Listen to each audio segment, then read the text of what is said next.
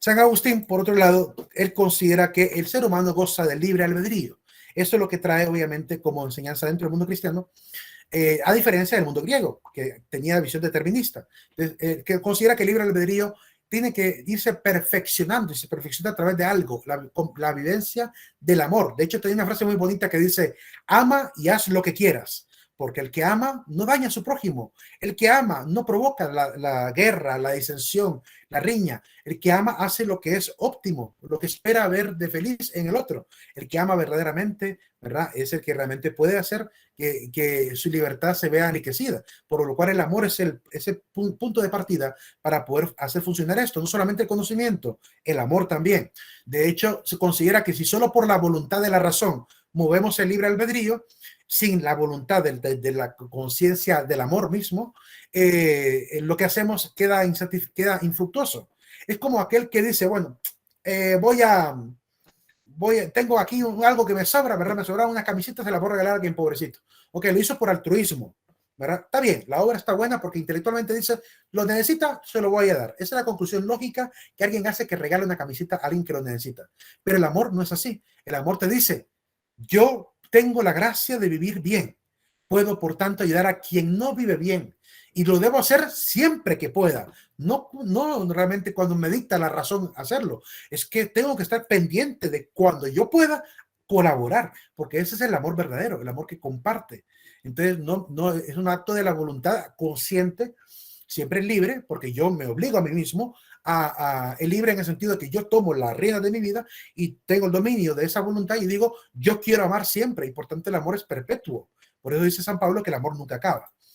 Como neoplatónico, sigue pensando en el tema de la dualidad del cuerpo y el alma, e incluso llega hasta el grado de justificar algunos castigos corporales, como el ayuno, como el hecho de amarrarse con no lo dijo de esa manera, pero de alguna manera él habría seguramente estado de acuerdo que algunos de los medievales llegaron a practicar actos de autocastigo, como el hecho de amarrarse el estómago con un alambre para evitar sentir llenura, y que al momento de medio sentir llenura, dejar de comer, para guardar el hecho de no caer en la comilona, de no caer en la gula, el pecado de la gula. Entonces decía, bueno, si mi medida de estómago es esta, voy a comer. Y ya cuando sienta que me aprieta, dejo de comer. Era un aviso que tenían para dejar de comer, porque si se llenaban demasiado, les iba a estar doliendo y no se lo iban a poder quitar. Era un voto que hacían, de andar amarrado eso ahí, ¿verdad?, a la medida del estómago normal, para que cuando iban a comer, comían solo. Y cuando ellos sentían que las apretaba, decían, hasta aquí llego, porque ya siento la presión del silicio. Entonces era una medida de poder controlarse. Yo creo que me hace falta un silicio en mi vida para poder controlar mi forma de comer. Pero era la manera como ellos, de manera muy devota, hacían, porque creían que había que dominar esas pasiones, esas apetencias carnales, que es enseñado también por Pablo. Pablo también enseñaba que había que dominar las apetencias humanas. Y esa es la visión que tenían respecto al ser humano. San Buenaventura, por otro lado, dice, el ser humano es ser en sentido de presencia. Es decir, el hombre es porque está frente a Dios. Esta presencia es bajo una propiedad de ejemplaridad. El hombre está frente a Dios y está para ser conforme a la voluntad de Dios, por lo cual el hombre tiene que ser ejemplar. El hombre es imagen y semejanza de Dios y debe vivir en su vida la ejemplaridad de un hijo de Dios, por lo cual debe dar también este testimonio ante los demás. Es decir, que el hombre, siendo imagen y semejanza de Dios, y es participado de ciertas propiedades otorgadas por Dios mismo. El hombre de alguna manera también se convierte en el ejemplo de Dios.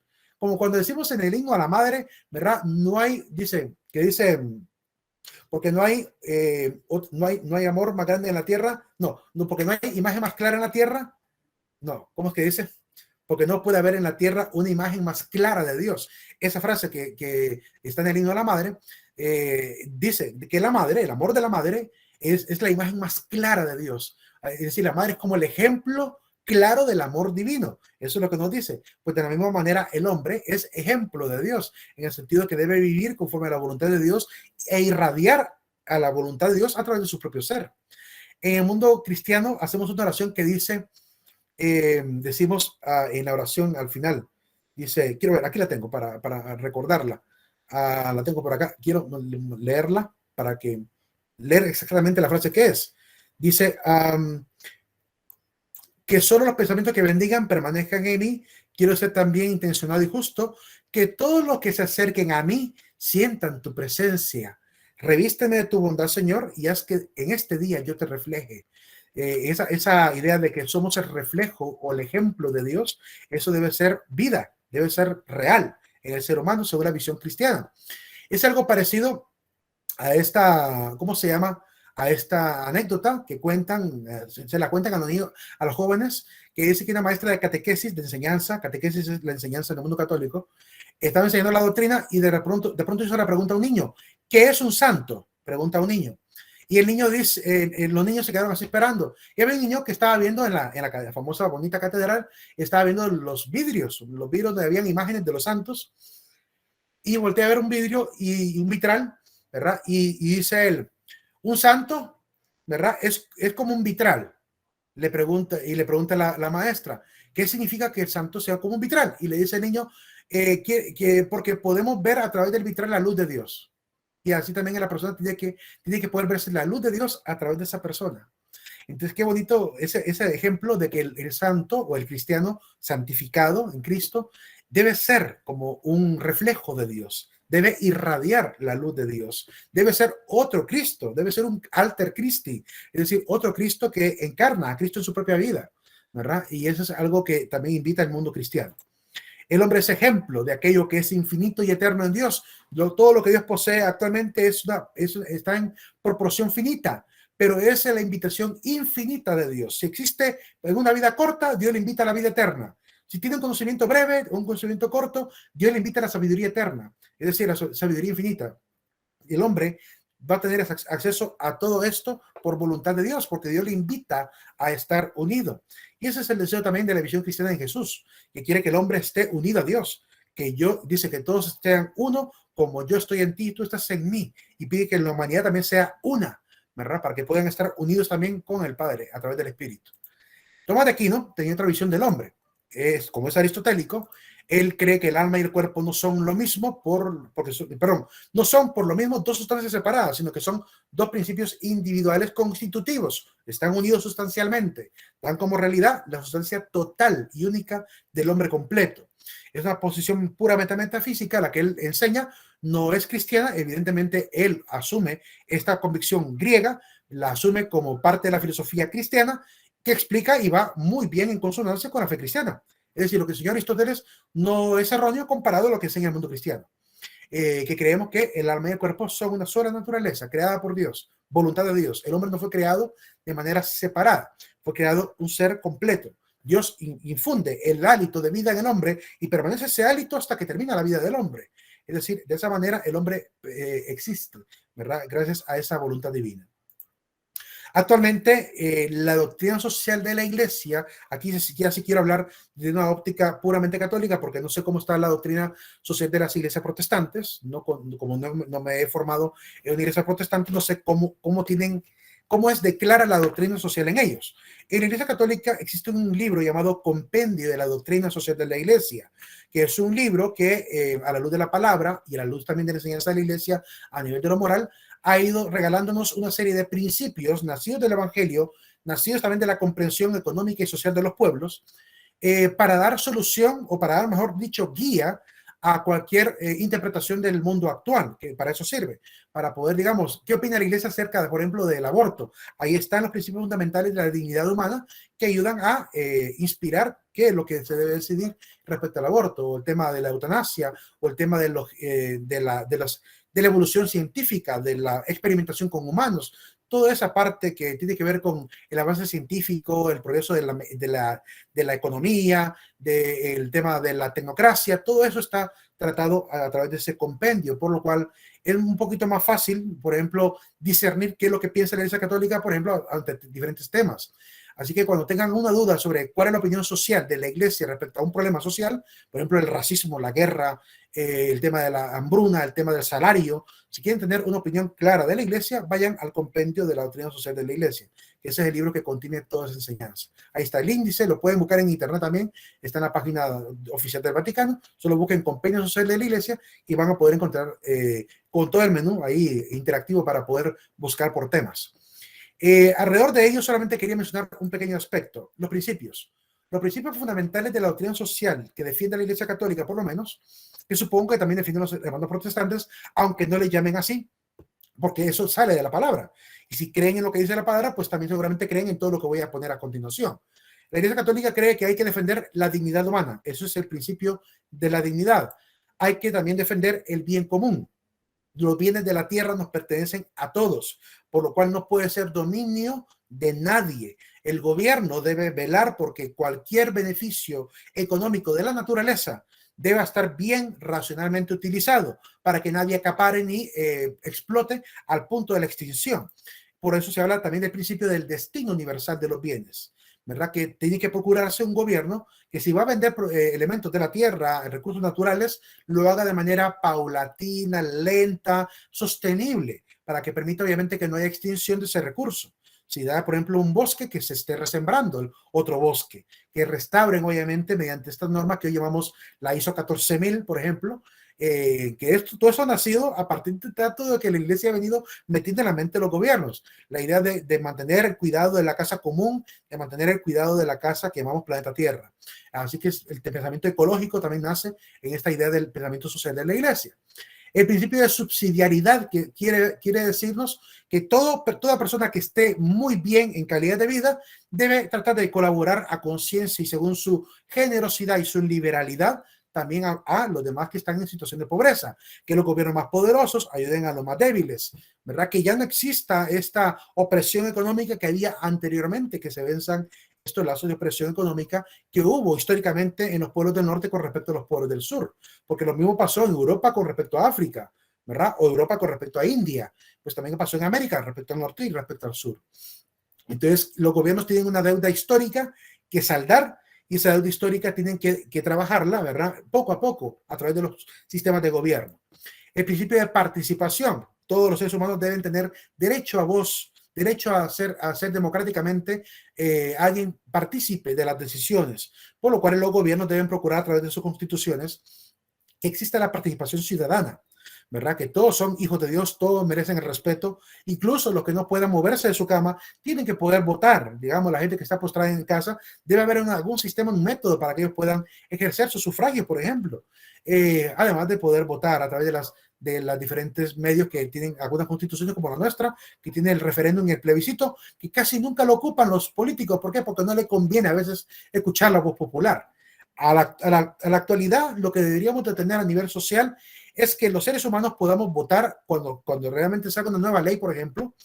Debería haber un sistema electrónico donde digamos, el Congreso dice, bueno, hay una nueva moción, ¿ok?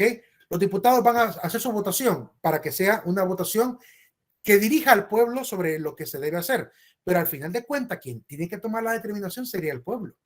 ¿Cómo? A través de votos electrónicos. Nada costaría de repente que a través de una aplicación de celular está la ley escrita ahí. Cada quien que quiera participar en la elección popular de esa ley, diga, esto realmente nos conviene, aquí no nos conviene, y por cada artículo ejercer el voto. Nada costaría hacer un sistema como ese. Entonces, yo pueda ponerle si acepto, no acepto, si acepto, no acepto, votar por cada artículo de una ley, decir eso no nos conviene y poner mis observaciones para que eso también sirva para el análisis también del Congreso y hacer una elección en tiempo real de las leyes que convienen o no convienen al pueblo y el pueblo terminará eligiendo esas leyes al final de cuentas. Esa sería la verdadera democracia.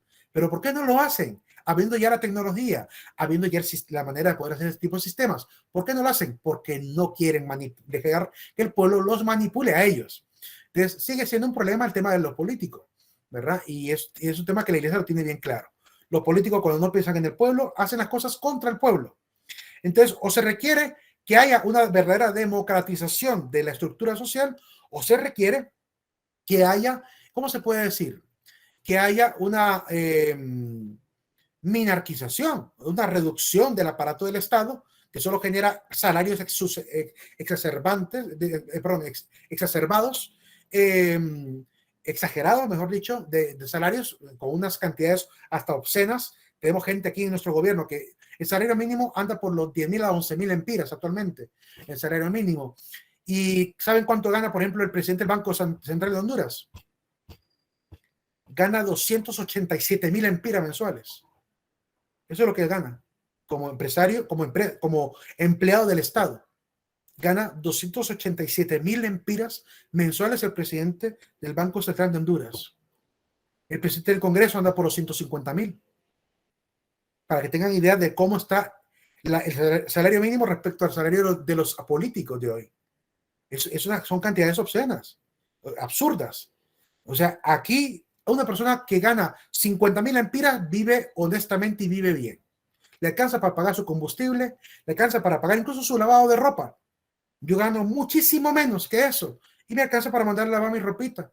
¿Verdad? Ahorita como no tengo carro, no estoy ocupando pero me alcanzaba incluso para mi combustible, con lo que lograba ganar, ¿verdad? Pero la gente a veces en este país se deja montar ese tipo de políticas económicas de los diputados, ¿verdad? Diputados que ganan 100,000, 150,000. Tenemos gente en el aparato del Estado trabajando de asesores, ganando 150,000, 170,000, 200,000 lempiras trabajando en algunos aparatos del Estado, que es absurdo. Imagínense si en este país hay, suponiendo, hay cerca de unos 500,000 empleados ganando 100,000 lempiras, estaríamos hablando de que solamente a partir de los cargos más elevados estamos teniendo alrededor de más de 50 millones o 5 millones, como 50 millones de lempiras solo en salario, más o menos, o 500 millones. Quiero ver, hagan la multiplicación, no hice bien la multiplicación en mi mente, así que la fallé, pero consideren solamente ese cálculo para que tengan idea de lo absurdo que es. Estamos hablando de 100,000 por 500,000 empleados de este gobierno. Estamos hablando de 50,000 millones de lempiras.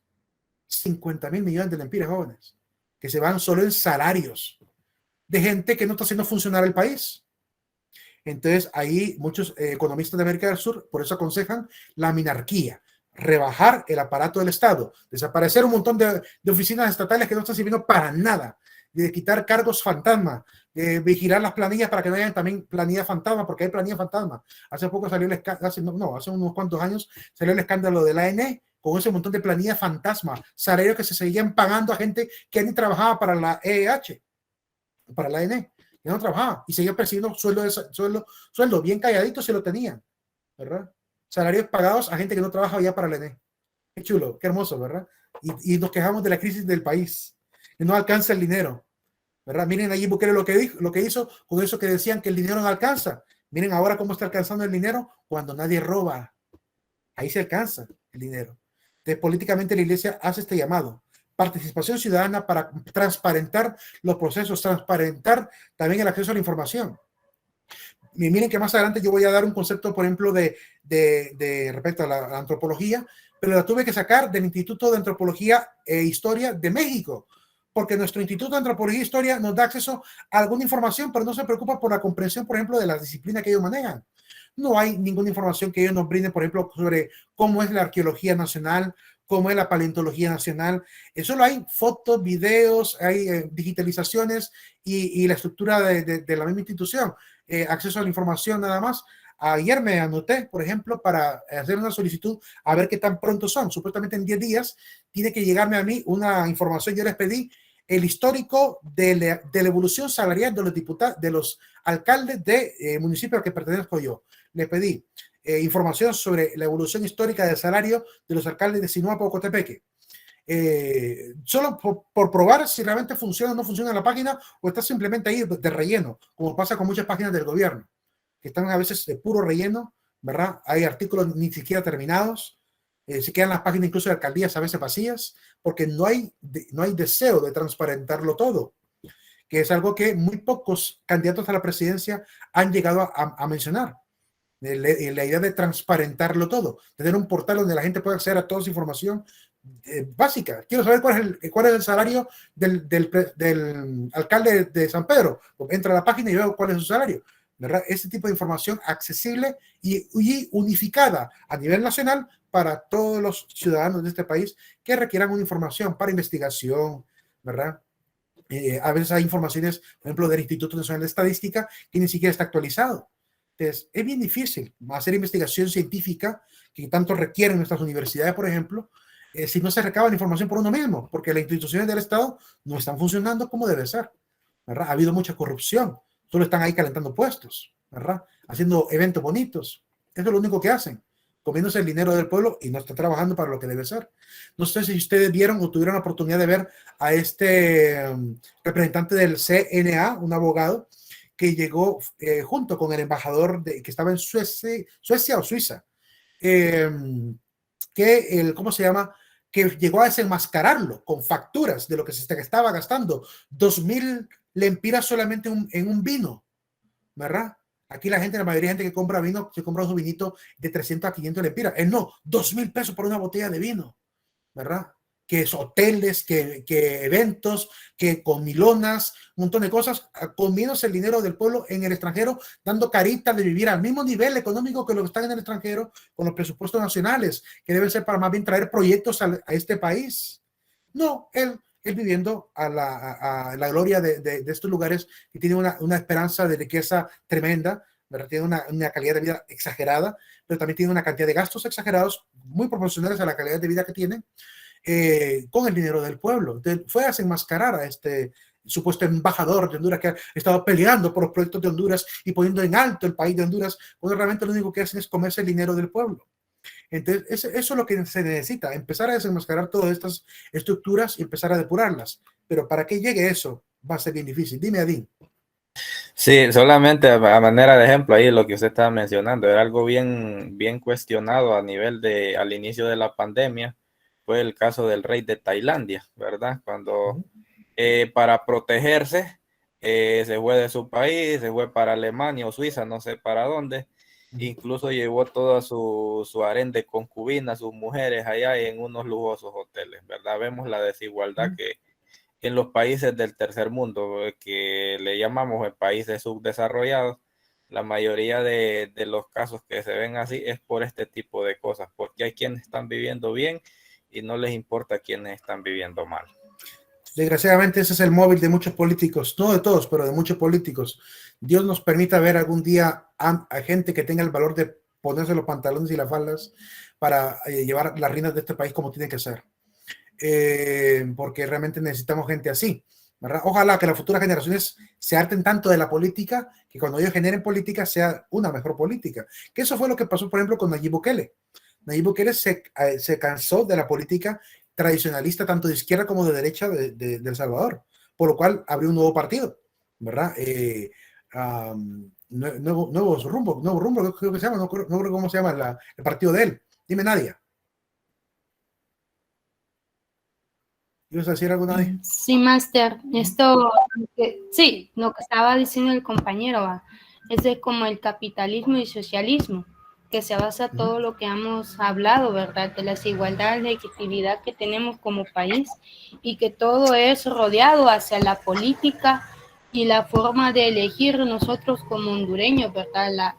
A los presidentes. Yo creo que eso es parte de nosotros y yo creo que esa es una consecuencia que nosotros tenemos a no saber elegir bien y aún seguimos eligiendo siempre por partidos, por colores, a pesar de las situaciones que estamos viviendo. Considero que mientras nosotros no cambiemos esa forma de pensar y de hacer las cosas, nunca va a haber recambio, jamás se va a hacer. Y lo peor del caso, que nosotros sabemos en la forma más correcta de hacer las cosas. Fíjense que, ¿cómo sería este país si la política no dominara, por ejemplo, los puestos de trabajo? Si tú eres capaz, llegarías al puesto de trabajo y te quedarías a perpetuidad en ese puesto mientras seas una persona útil para el Estado, para cualquier empresa pública. Mientras que, ¿qué pasa con la politiquería que tenemos? Cada 4 años quitan a la gente de su puesto de trabajo y ponen a otra gente. Entonces, nunca nadie se logra especializar en los puestos de trabajo, porque cada 4 años están cambiándolos. Mucha gente que se queda por más de 2 periodos en un puesto de trabajo porque lo que pasó con Orlando permitió que se quedaran 8 años en el gobierno y 8 años en los puestos. Entonces se vuelve viciado el sistema, sobre todo si eran gente incompetente. Y además provocaban mal gasto porque tenían que contratar que seguramente hasta asesores que les ayudaran en la parte quizás de la contable, en la parte de las decisiones para poder tomar, después ellos poner la firmita y, ¿verdad? Y quedarse en el puesto siempre, aunque no fueran expertos en lo que estaban haciendo. Eso pasó con mucha gente también. Entonces lo que produce nada más esta corrupción política metida en el tema del trabajo es que la gente nunca logre tener estabilidad laboral. No debería ser completamente independiente. Llegue quien llegue al poder, debería ser completamente independiente, como es en muchos países. Si estás o no estás en un trabajo. Pero aquí la gente cada 4 años está con miedo porque lo pueden botar de trabajo. Pero es culpa del mismo pueblo que ha permitido que se politicen todas las estructuras del gobierno.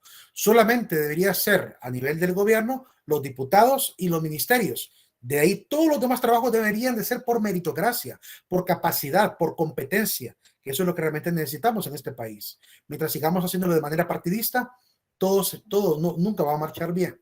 Dime, Dunia, y prosigo.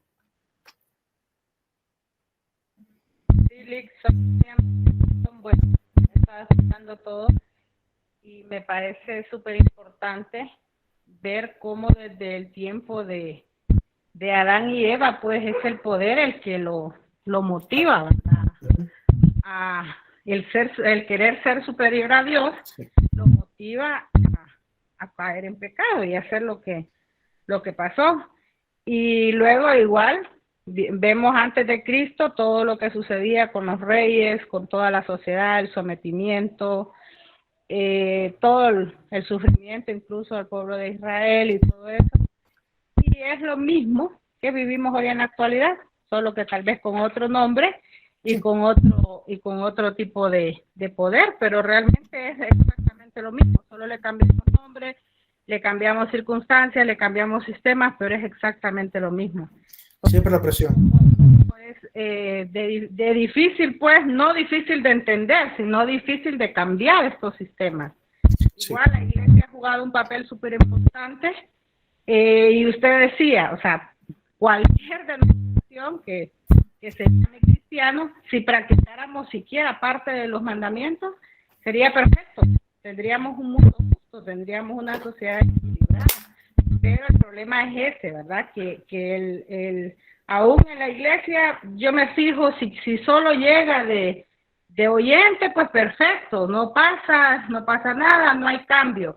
Pero si ya quiere ser líder en determinado grupo, el mismo poder, el mismo lo va llevando hasta que hace cosas que no son permitidas, que no están permitidas en la ley de Dios o los mandamientos de la ley de Dios, igual rompen las reglas de la misma iglesia, ¿verdad? Pero sí, es eso, porque el ser humano al sentir un poquito de poder, un poquito de superioridad a otros, en algún caso ya quiere ser más y más y quiere humillar a otros y disminuir pues el porcentaje de servicio por la ambición de poder.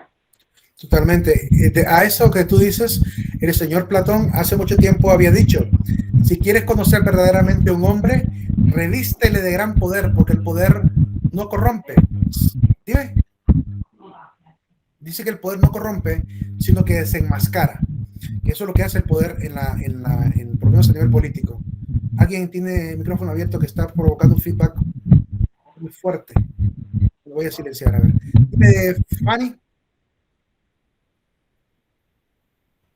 Fanny, ¿ibas a hablar? Reactiva tu micrófono porque tuve que silenciar aquí por el feedback. ¿O no? Solo levantó la mano ahí. Yo creo que fue a ella que le silenció Master. No, era que, bueno, silencié todos así para que ella volviera a reactivarlo, porque creo que estaba provocando un problema de feedback uno de los micrófonos, pero no creo que sea ella. Si quiere volver a reactivarlo y participa. No sé si nos está escuchando o qué. Bueno, Abraham Lincoln fue el que dijo también, si quieres probar el verdadero carácter de un hombre, dale poder. Sí, ahí repitió la frase de Platón. Platón fue el primero que lo dijo. ¿Quieres reconocer a un hombre? Revístele de gran poder, porque el poder no corrompe, sino que desenmascara. Eso es lo que dijo el señor Platón en la obra de la política. Entonces, es evidente que ese problema lo tenemos a nivel de todas las estructuras religiosas, políticas, económicas, sociales. En todas las estructuras aparece ese problema de la arrogancia del hombre cuando tiene poder. Dime, Nadia. Por eso se dice que el poder no es para cualquiera. No cualquiera puede dominar o dirigir bien el poder. Totalmente. El otro principio de la iglesia, que es a nivel social, que nos ayuda a entender esta visión antropológica del mundo cristiano, es el principio de participación, ya lo mencioné, el principio de solidaridad.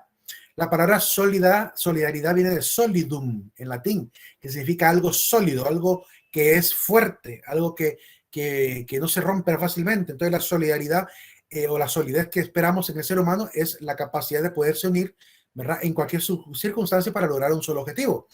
En este caso, la llamada que hace, en este caso, el mundo cristiano y católico, es que no debe ser solo cuando hay desgracias, porque ese es el problema que tenemos. Tenemos solidaridad cuando hay huracanes, cuando hay terremotos, cuando hay una guerra, pero el resto del tiempo se nos olvida la solidaridad. Y lo que debería de ser es que el principio de solidaridad debe ser permanente, permanentemente ayudando al que está caído.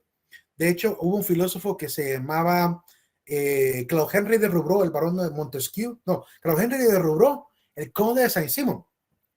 Claude Henry de Rubro llegó a enseñar el famoso Saint-Simon que mencionan en el positivismo, decía que la misión del nuevo cristianismo tiene que ser la de levantar la clase más baja, porque levantando la clase más baja que vive en la miseria, se logra el desarrollo de los pueblos. Si no se trabaja por sacar de la pobreza a la gente, seguiremos repitiendo el mismo ciclo vicioso de pobreza una y otra vez a perpetuidad. Entonces, ¿qué es lo que ha pasado en muchos lugares de Europa?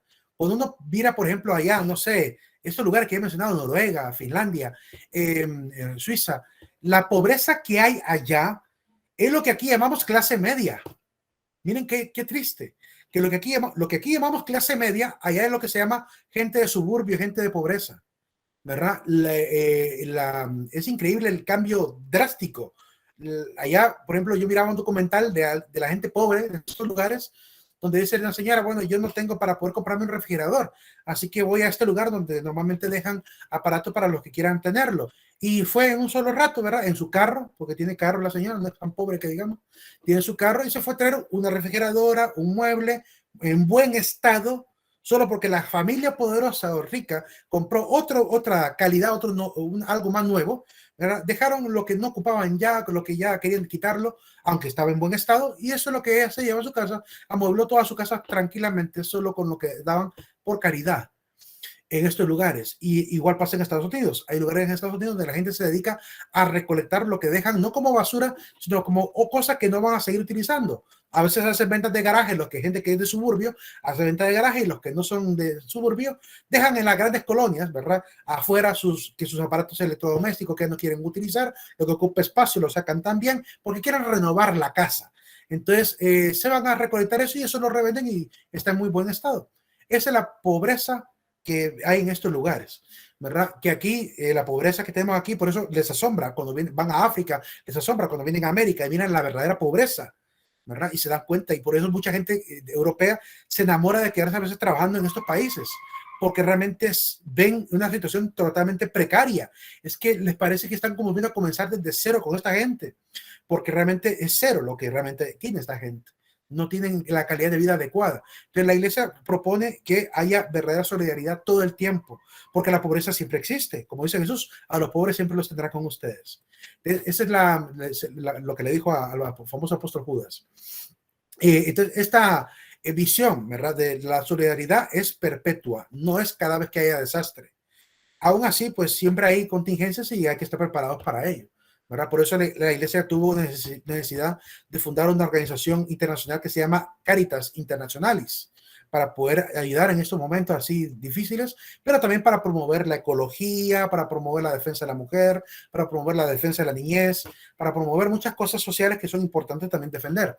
Los derechos ciudadanos, denunciar la corrupción, ¿verdad? Lanzar los comunicados de la conferencia episcopal para ser la caja de resonancia de la conferencia episcopal y mostrar lo que los obispos opinan sobre la política hondureña. Así que si ustedes quieren pasar enterados de los comunicados de la conferencia episcopal, sigan a la página de Caritas. Y ustedes ahí por Facebook van a enterarse de lo que dicen los obispos acerca de lo acontecido cotidiano cada vez que publiquen un nuevo comunicado.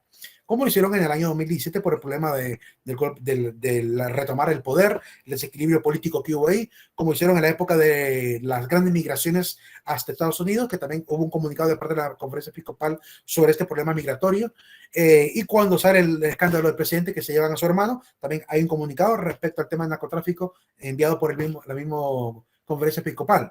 Lo que pasa es que la gente dice, los obispos están callados. Bueno, la gente que cree que los obispos están callados Hay gente que primero no es católica, gente que a veces si es católica no va a la iglesia.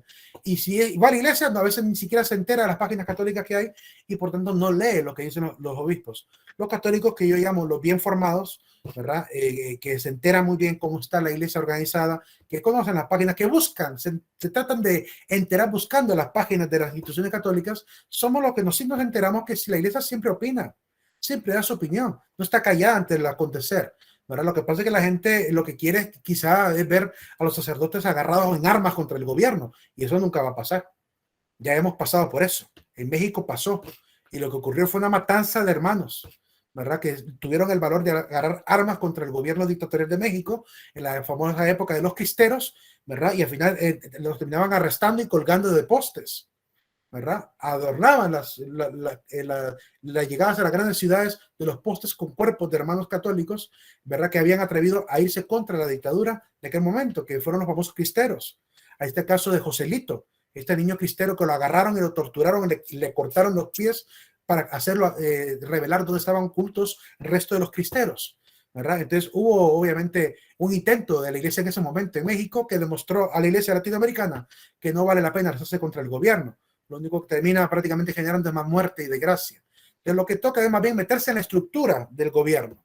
Que los católicos que estén dentro del gobierno hagan las cosas como dice la iglesia. Que sigan estos principios fundamentales para que la estructura del gobierno se transforme a nivel estructural. Porque el problema es estructural, ¿verdad? De nada sirve que desde afuera nos pongamos a criticar si no participamos políticamente, si no participamos de la situación política también. ¿Alguien iba a dar una opinión? Adín, dime. Sí, nada más una pregunta, tocó el tema ahí, ¿verdad? De los conflictos así. Una pregunta respecto a al tema que pasa en Nicaragua, ¿verdad? Sí. ¿Qué opinión a usted le merece esto y a futuro cuáles son las perspectivas que le deja a usted lo que pasa en Nicaragua y qué decisión debería tomar la iglesia, en este caso la iglesia católica, que es la que está siendo perseguida por el régimen de Daniel Ortega? ¿Qué decisión debería de tomar en ese sentido, verdad? Porque están en una crisis bastante aguda en Nicaragua. Pues mira, la decisión ya la tomaron. Desde hace muchos años vienen peleando los obispos, como el Monseñor Diego, vienen peleando, Peláez creo que es el apellido, todos los de la conferencia episcopal han hecho marchas, han salido a la calle, ¿verdad? Con pancartas a pedir al gobierno respeto a la libertad de culto. Se han hecho momentos de oración frente a los diferentes lugares donde les han cerrado la oportunidad de entrar, como cuando el obispo, no recuerdo el nombre del obispo, que llegó la policía a cerrarle la puerta de entrada a la casa episcopal, a lo que le llaman el palacio episcopal, no lo dejaban entrar al episcopado. Entonces llegó ahí, se quedó con la gente lo apoyó, la gente que pasaba por ahí se quedaron orando frente al lugar para mostrar primero la humildad del pueblo, que no quiere mal al gobierno, no le quiere el mal. No quiere oponerse al gobierno, pero quiere que el gobierno respete las libertades individuales, porque evidentemente todos los países que están reconocidos por la ONU tienen que cumplir con una declaración internacional que se llama Declaración contra toda forma de intolerancia religiosa, así se llama la declaración internacional, Declaración contra toda forma de intolerancia religiosa. Y no lo está respetando Costa Rica, ni Nicaragua, no lo está respetando. Ya ha habido muchas marchas, han habido muchas, comunicados de parte de la conferencia, pero cuando el gobierno se vuelve demasiado, ¿cómo se puede decir?, militarizado a punta de arma, no te queda de otra que marcharte, que eso es lo que hicieron, por ejemplo, las hermanas de la Misericordia, que fue lo último que vimos, que tuvieron que ir a Costa Rica, allá la recibieron, porque el gobierno no las quería ahí. La sacaron de los lugares de casa de niños donde atendían a los niños, ¿verdad? A huérfanos, ¿verdad? Ahí los atendían y los sacan prácticamente de la patria. Y ya se van, no los quieren en el país sirviendo, se van. Así como Jesús enseñó a los apóstoles, ¿verdad? Si no los reciben, sacúdense los pies de las sandalias, ¿verdad? Y váyanse. Es decir, la iglesia no puede insistir a muerte, porque ya aprendimos con la historia pasada, lo que produce cuando alguien insiste hasta la muerte, termina muriendo, que eso es lo que termina haciendo con un gobierno, ¿verdad?, dictatorial. Y es lo único que le queda a la iglesia es alzar la voz y educar al pueblo, hacer ver al pueblo que alcen la voz también, porque los sacerdotes solos no pueden hacer todo, las hermanas religiosas solas no pueden hacer nada, tiene que haber una organización del pueblo mismo, tiene que procurarse unanimidad en las próximas elecciones si quieren derrocar, ¿verdad?, a Daniel Ortega. aunque ellos terminarán manipulando seguramente, como lo han hecho últimamente, el tema de las elecciones, que es el problema que hay ahí, una manipulación de los tribunales electorales. Evidentemente le permiten la reelección cuantas veces quiera, más el tema de armamentista que existe también. Entonces, la iglesia solo le queda el papel de exhortar. Lo único que la iglesia hace es enseñar estos valores primordiales de la doctrina social y exhortar a la participación de todos en la política para que realmente existan los cambios que realmente se quieran, ¿verdad? Y si no, pues toca que emigrar. Como muchos de nuestros hermanos hondureños tuvieron que emigrar, se fueron de este país porque el sistema de gobierno que tuvimos durante 8 años no le funcionó, ¿verdad? Fueron marejadas de 3,000, 2,000 personas que se iban para Estados Unidos y México para tratar de trabajar allá. Esa es la realidad que vivimos en Honduras. Y aquí no tenemos izquierda, aquí teníamos ultraderecha.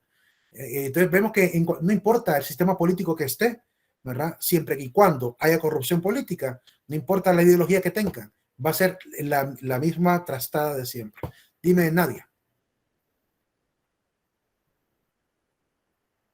Sí, Máster, respeto a las religiones, por eso la parte católica no es prohibido que ellos se metan a eso de la política, por lo mismo, por la ideología que tienen la política.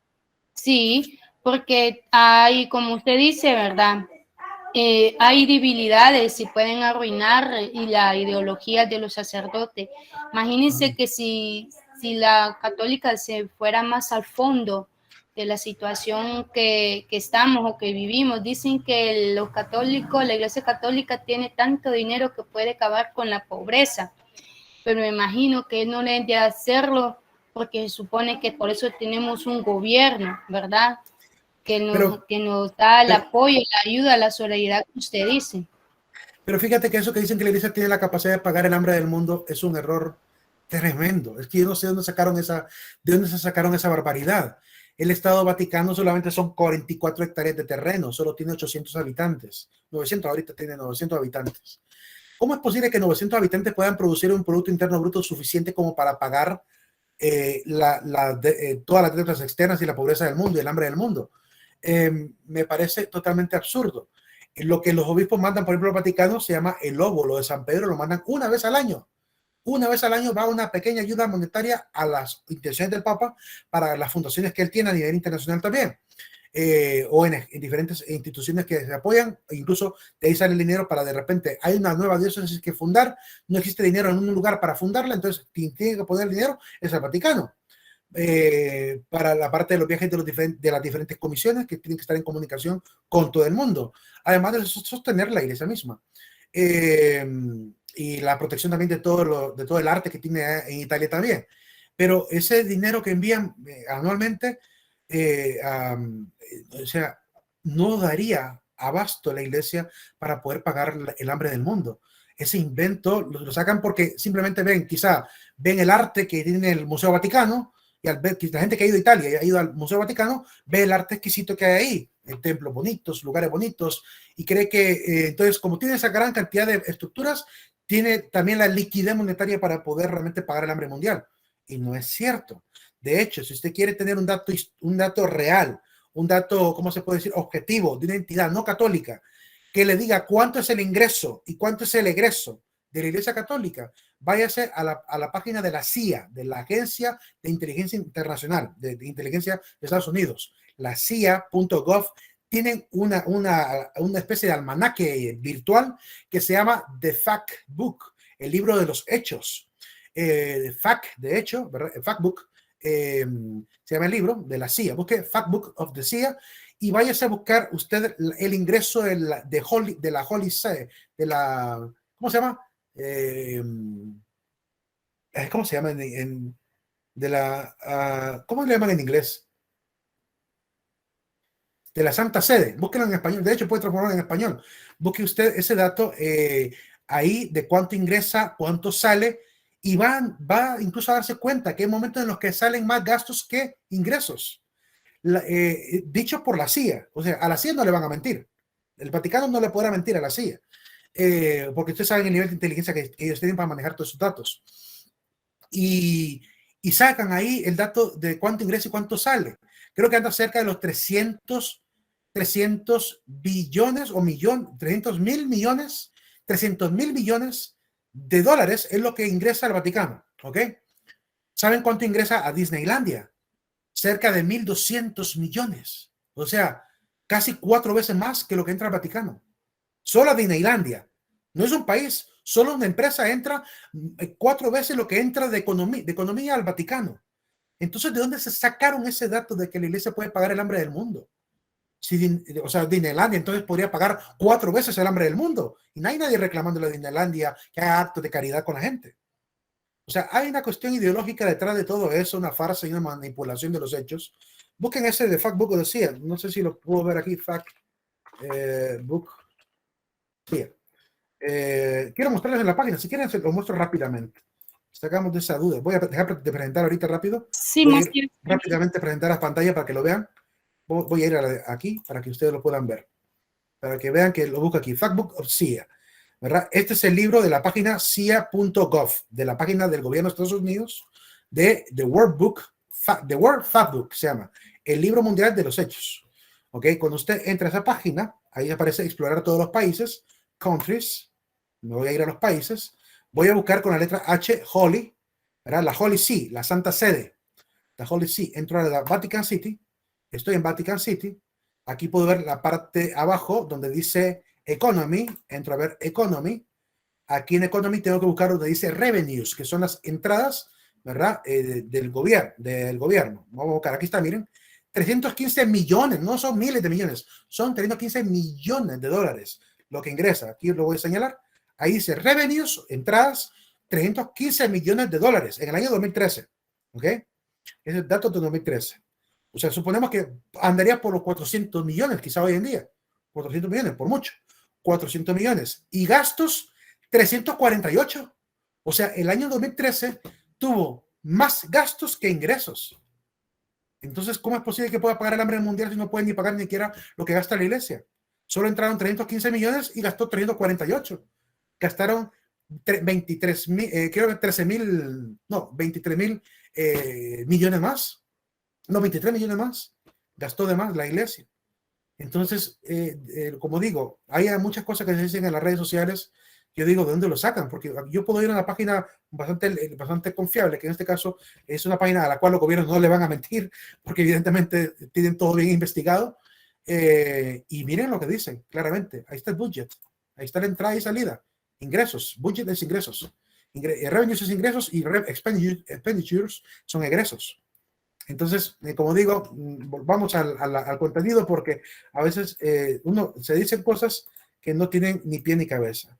Lo que la iglesia tiene en riqueza, lo tiene en arte. El arte es la única riqueza que tiene la iglesia, que no se puede vender porque es patrimonio italiano. El Estado de Italia no le permite, por el convenio que firmaron en la época del rey Víctor III, firmaron un convenio cuando Mussolini todavía era ministro, firmaron un tratado de cero agresión y de reconocimiento del Vaticano como un Estado independiente del Reino de Italia para que tuviera su propia economía y todo eso. Entonces no puede, a cambio de, le dan ese reconocimiento, a cambio de que la iglesia pueda sostener las obras italianas que están en el territorio cercano al Vaticano. Todo lo que era desde el Coliseo Romano hasta todo lo que está allá por el río, ¿cómo se llama? El río Trier, ¿cómo se llama? No, el río... Se me escapa el nombre del río que está en la parte del Vaticano. Treveris no. Se me escapa el nombre del río. Bueno, igual, ahí no recuerdo muy bien el nombre del río que pasa cortando la antigua Roma de lo que sería la colina del Vaticano, que está bastante lejos de lo que sería la antigua Roma. Entonces, a cambio de esa protección del Museo Vaticano, del Coliseo Romano y del Foro Romano, que eso le compete a la iglesia poder darle la custodia y cuidado de ahí, es lo único que le pidió el Estado de Italia a la iglesia para que tuviera su reconocimiento como Estado asesor independiente y también reconocido por la ONU, pero no tiene la economía suficiente para pagar el hambre del mundial. O sea, más bien tiene que estar gastando en protección de lo que es historia italiana, porque el Museo Vaticano, sí, fueron cosas que el Vaticano va a tener, que el Papa le van a ir regalando, pero una vez convertido en patrimonio italiano ya no puede venderlo el Papa. No lo puede vender, es como pedirle a la Iglesia Católica que venda la Catedral de San Miguel aquí en Honduras. No la puede vender porque es patrimonio de la historia y arte y cultura del pueblo hondureño. No pueden vender la Iglesia Católica todo lo que pertenece a la época colonial, que era de la Iglesia. No puede, ¿verdad? porque evidentemente es un patrimonio ya declarado nacional. Entonces, esa es la limitante que tiene la iglesia. Así que juzgar a la iglesia de manera equívoca, sin datos, es muy fácil, ¿verdad? Muy fácil realmente. Prosiguiendo. El principio de los valores fundamentales. Los valores fundamentales que sigue la iglesia: verdad, libertad, justicia y amor. Aparecieron por primera vez estos principios bien explicados en un documento que se llama Pacem in Terris. No, se llama, la Pacem in Terris de Juan 23, del Papa Juan 23. Ahí aparecen explicados cada uno de estos principios de la verdad, la libertad, la justicia y el amor. 7, finalmente, y por último, el amor. Es el principio máximo, es el valor principal que enseña también la iglesia como parte de esta visión antropológica. El hombre tiene que vivir estos principios para vivir bien. Cuando se rompen estos principios, empiezan los problemas sociales. Eso es lo que vemos cotidianamente. Salimos del pensamiento cristiano para ver el pensamiento moderno. ¿Alguna pregunta al respecto de lo que hemos visto?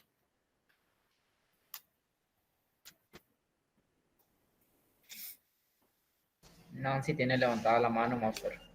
Dime, Nancy. Nancy, ¿ibas a opinar? Es que a veces dejan levantada la mano y no participan. Era cuando estaban hablando acerca, se me quedó levantada la mano, pero es que era para el aporte cuando estaba hola. Sí, te escucho. Cuando se estaba hablando acerca de que la Iglesia Católica podía apagar o acabar con el hambre mundial. en el mundo, pero usted aclaró, y yo quería hacer así también el comentario, que era con lo que la iglesia tenía, pues sus pinturas, su arte, todo lo que poseía, pero que después usted aclaró que no podía ser vendido por todo lo que manifestó. Entonces ahí se me aclaró la duda, entonces, pero me quedó la mano levantada. Era en cuanto a eso. Sí, y aún cuando el Estado decidiera de Italia, por ejemplo, vender las pinturas, vender el arte y todo eso, lo único que quería es privar al pueblo italiano de todo ese arte, que ya no podrían las universidades estudiarlo, ya los jóvenes que llegan ahí de visita con de turistas a conocer el arte, los historiadores mismos que tienen acceso a ello, ya no les serviría porque estarían en manos privadas. Entonces se arruina más bien un tema cultural, ¿verdad? Aleja bastante historia que hay ahí. Hay esculturas romanas, hay esculturas griegas, hay arte y pintura renacentista, medieval, hay de todo. Y libros también en el Archivo Vaticano, que hay muchísima información también valiosa para los grandes académicos. Que si se vendiera todo eso, sí, se podría de repente llegar a forrar la iglesia de gran dineral, pero se alejaría la oportunidad de la gente que estudia de poder tener acceso a todo ello, ¿verdad? En realidad sería un daño más grave a la cultura y quedaría en manos de los magnates de este mundo toda la riqueza cultural que hay ahí. Por eso es como que el Museo del Louvre de París quisiera vender todo el arte, o sea, vender la Gioconda. ¿En qué ayuda el Estado? O sea, al final le roba todo el turismo. La gente va a Francia por ir a ver la Mona Lisa. Si vende la Mona Lisa y se la vende en un Estado extranjero, ese turismo se va a ir a otro país, entonces económicamente daña también la economía del país. Entonces, evidentemente no es una consecuencia que el Estado de Italia esté dispuesto a ceder al respecto, como en Honduras, ¿verdad? Muchas cosas que aquí son culturales no se van a vender jamás, ¿verdad? Algunas cosas se vendían en la época de los corruptos de ese país, como el caso de la escultura del dios Yuncax, el dios del maíz. Esa escultura se la regalaron prácticamente al Museo Británico. También ahí están, no sé si se acuerdan del billete de un lempira del año 64 aproximadamente, que en la parte trasera, de hecho, no, aquí está la 18 Conejo. Tuvieron que poner la de 18 Conejo porque esa todavía está ahí en el sitio arqueológico, pero originalmente el billete de un lempira tenía en la parte trasera 2 estelas mayas, que originalmente están en el Museo Británico. Allá se las llevaron, regalos del gobierno de Honduras al Museo Británico, en vez de dejarlo aquí como patrimonio turístico, ¿verdad? ¿Por qué lo hicieron? Porque tienen que regalar cositas los políticos para quedar bien con los gobiernos, porque solo buscan su beneficio personal, no andan buscando. O sea, perfectamente se les puede regalar una medalla, así como hacía en la época Juan Melgar Castro, que al rey de España, cuando vino, al rey de España y su esposa, ¿cómo se llama esta? Que es de Grecia, Sofía, cuando vinieron a Honduras, lo que le dieron fue una banda ¿verdad? Una banda bonita, ¿verdad? De tela. El rey le regaló un collar metálico, no sé si de oro, al presidente Juan Melgar Castro. Nosotros telita le regalamos y ellos nos regalaron metal. Pero no es arte histórico, es decir, es algo que se puede mandar a hacer para la ocasión. Pero aquí en Honduras están acostumbrados a que decía el gobierno de Britania, me quiero llevar eso a cambio de investigarles la ruina de Copán. Ah, bueno, llévenselo, ¿verdad? La ignorancia del pueblo permitió que se llevaran eso. Ojalá yo digo que va a ser imposible que el Museo Británico quiera soltar esas esculturas, pero esas esculturas deberían de estar en nuestros propios museos. Desgraciadamente están allá, ¿verdad? De ahí, por eso es que desapareció Yuncax, estaba en el billete de 1, desapareció. En la parte trasera del billete aparecía Yuncax, desapareció. Y lo quitaron porque para dejar en el olvido que esa escultura existió, ¿verdad? Así como hacen los políticos para taparle la situación histórica a lo que han hecho, a las trastadas, ¿verdad? Cambian los billetes con su historia para ocultar de repente lo que hicieron. Pero a los historiadores de repente no los van a engañar jamás. Ese es el problema que tenemos en este país. La política ha hecho grandes trastadas a nivel de la economía y ojalá que cambie esa visión. El hombre moderno tiene que aprender a utilizar bien su sabiduría, su técnica, su ciencia para poder crecer. Veamos el hombre en el pensamiento moderno. El objetivismo al subjetivismo. Venimos de una época en la cual tanto griegos como cristianos pusieron en práctica el objetivismo, es decir, la ciencia es lo que determina la observación. En este sentido, aparece una temporada en Europa específicamente, donde algunos filósofos llegaron a incidir en la visión antropológica de ya no ni siquiera darle, ¿cómo se puede decir? Dar el salto de confianza en lo que objetivamente se venía adquiriendo, no que ahora empieza una reinterpretación de la historia, de la política, de la economía, a partir de mi propia visión, que soy yo el que debo determinar cuál es la realidad. Eso lo enseña René Descartes. Entonces, esta visión de la filosofía que experimenta ya no una orientación del hombre a la ciencia, sino más bien del hombre hacia su propia conciencia o su propio interior, para dar verdad o certeza a lo que cree que es verdad o certeza. Eso es lo que ha venido pues dañando en gran medida la evolución histórica y también cultural y también científica de los últimos años. Hasta el día de hoy sigue imperando mucho subjetivismo, ¿verdad? Y se ha perdido la importancia y la fuerza que traía la ciencia. O sea, si de repente miraban como Galileo, que encontró, había lunas en Júpiter, pues hay lunas en Júpiter, porque eso es lo que determinaba la investigación científica. Nadie lo ponía en duda, ¿verdad? Es decir, solo lo puso en duda en aquel momento, la iglesia puso en duda el tema del movimiento planetario, ¿verdad? Y por eso se fue a juicio con la Inquisición. Al final lo dejaron con cárcel domiciliaria al pobre, después de la censura que le dieron.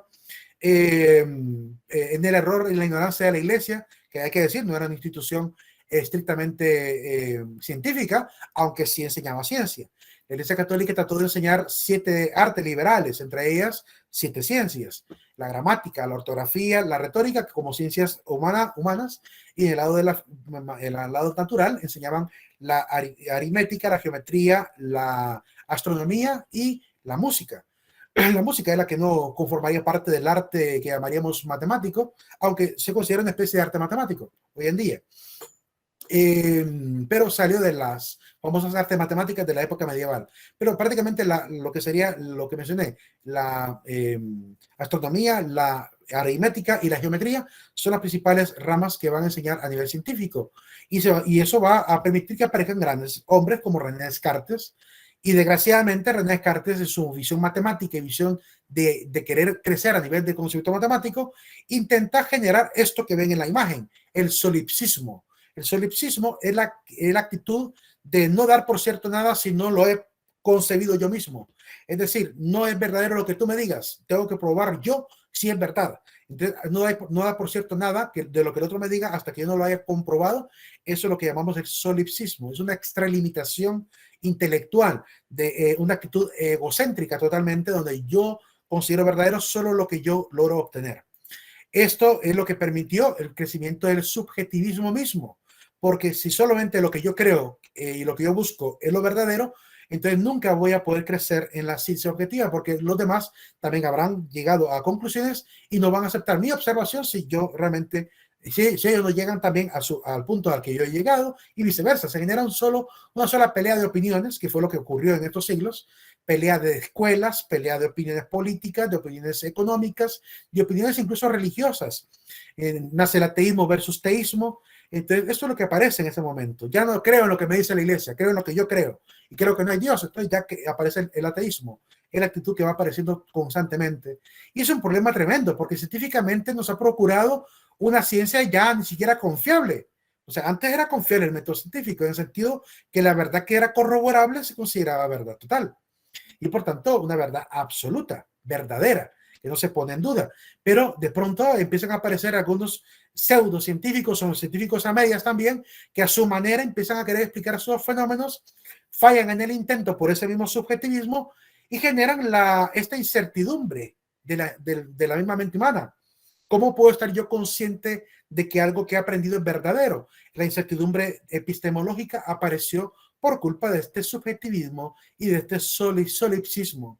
Porque decía uno, ¿cómo se llama? Como Ptolomeo, en aquel momento en la antigüedad decía, la Tierra está inmóvil, y de pronto vino alguien y como Nicolás Copérnico dijo, la Tierra está en el centro y lo demás se mueve alrededor de la Tierra, ¿verdad? Es cerrado, sino que lo que ocurre es que la Tierra está girando alrededor del Sol, ¿verdad? Y el Sol es el centro del universo. Entonces, se volvió a equivocar. O sea, dijo una verdad. La Tierra sí se mueve alrededor del Sol, verdadero. Pero se vuelve a equivocar porque vuelve a decir que el Sol es el centro del universo. Y vemos que los mismos científicos demuestran que ni siquiera ese es el centro del universo. Estamos en una esquinita, a la orilla, ya en el tercer brazo de la espiral llamada galaxia, Vía Láctea. O sea, que ni siquiera estamos en el centro de la galaxia. Así que centro no somos una piedrita viajando, ¿verdad? Alrededor de una gran superbala conocida como Sol a gran velocidad, que para nosotros es imperceptible la velocidad que llevamos. Solo sentimos esa opresión por la gravedad misma que nos mantiene ligados a este núcleo que está girando porque va rodando prácticamente, y esa oscilación del núcleo de la Tierra produce el magnetismo que nos mantiene unidos. Eso es lo único que nos hace percibir que estamos en movimiento. Pero no sentimos que vamos como rompiendo barreras de sonido, no sentimos nada de eso, y sin embargo viajamos a una alta velocidad rodeando el Sol, que también va viajando a alta velocidad. Imagínense una bala que es disparada y los planetas girando alrededor de esa bala, ¿verdad? Atraídos por la fuerza misma de la bala. Eso es lo que pasa realmente con el Sol y los diferentes soles, que atraen con su fuerza magnética todos los demás planetas, y por la misma curvatura que generan en el tiempo y en el espacio, que generan una opresión como forma de embudo en lo que llamamos la materia oscura.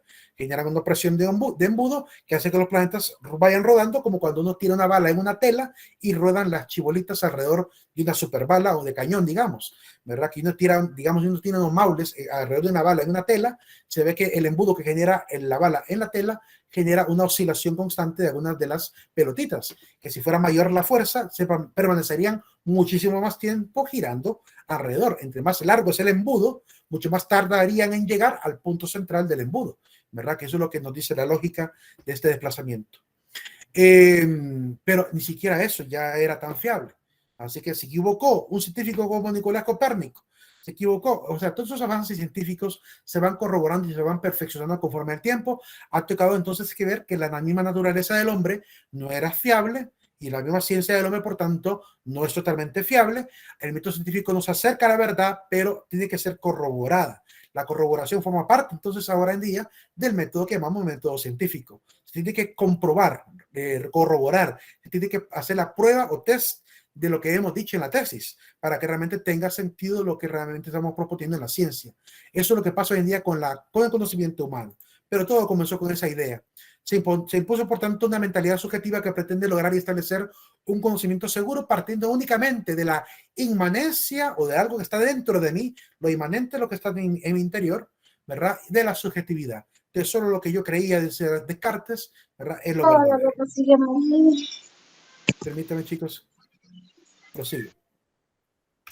El humanismo. A nivel del humanismo también hay un avance, pero también, bueno, a nivel religioso hubo una caída, porque el humanismo es retornar al hombre olvidando completamente prácticamente a Dios. Este humanismo trajo muchísima secularización la gente ya dejó de interesarse por la parte religiosa. No significa que la religión muriera, porque no ha muerto, todavía no ha muerto, siguen habiendo religiones en el mundo, pero el hombre por lo menos ya puso la mirada en él mismo. Esta idea del hombre como centro del mundo, como punto de partida para la ciencia, es lo que realmente va a convertir el cambio histórico, que llamará a una época edad de renacimiento y moderna, y a otra época edad medieval. El punto de partida es este. El humanismo es el que marca prácticamente el punto de partida entre la etapa moderna y edad media. La Edad Media, lo que caracterizaba la Edad Media, como lo vimos en las opiniones anteriores, era el teocentrismo, es decir, Dios en el centro y el hombre como criatura de Dios. Así que Dios ocupaba el primer lugar, la iglesia se consideraba su administradora, y en ese momento aparecen sistemas de gobierno, sistemas políticos, sistemas económicos y también científicos que se oponen a la iglesia, que se oponen a esta administradora y se oponen también a la doctrina de la misma iglesia. Esto genera un humanismo cada vez más laico, cada vez más secular, y que tardíamente aparecerá como un laicismo ateo, ¿verdad? Que es lo que comúnmente hemos visto hoy en día también, que hay mucha gente que es laicista y atea. Decía, trayendo a colación un hondureño muy conocido, Cardenal Rodríguez, entrevistado por Vanegas. Vean la entrevista que le hizo Vanegas en ese programa de, ¿cómo se llama el programa? Vanegas se llama el programa, donde sale dibujando a los que llegan ahí. Pues hace, creo que unos meses atrás, hizo una entrevista a Cardenal y le hizo muchas preguntas sobre el golpe de Estado, sobre su participación o no. Estuvo interesante lo que le dijo. Y en este caso, el cardenal explica un término muy interesante, que es la palabra laico, que dice que la gente cree que ser laico es odiar a Dios. Y eso no significa ser laico, porque incluso el pueblo cristiano es laico. Los cristianos somos laicos también. La palabra laico viene de laos, dice laos significa pueblo en latín. Entonces, laos, esa palabra da origen a laico. Es la actitud prácticamente de que el pueblo tiene sus cosas que preocuparse, por las cuales preocuparse, y la iglesia tiene sus cosas por las cuales preocuparse, pero el pueblo también puede ser cristiano. O sea, no necesariamente para ser laico tiene que dejarse de ser creyente. Lo que él enseña es que lo laico solamente se refiere a aquello que es perteneciente al pueblo.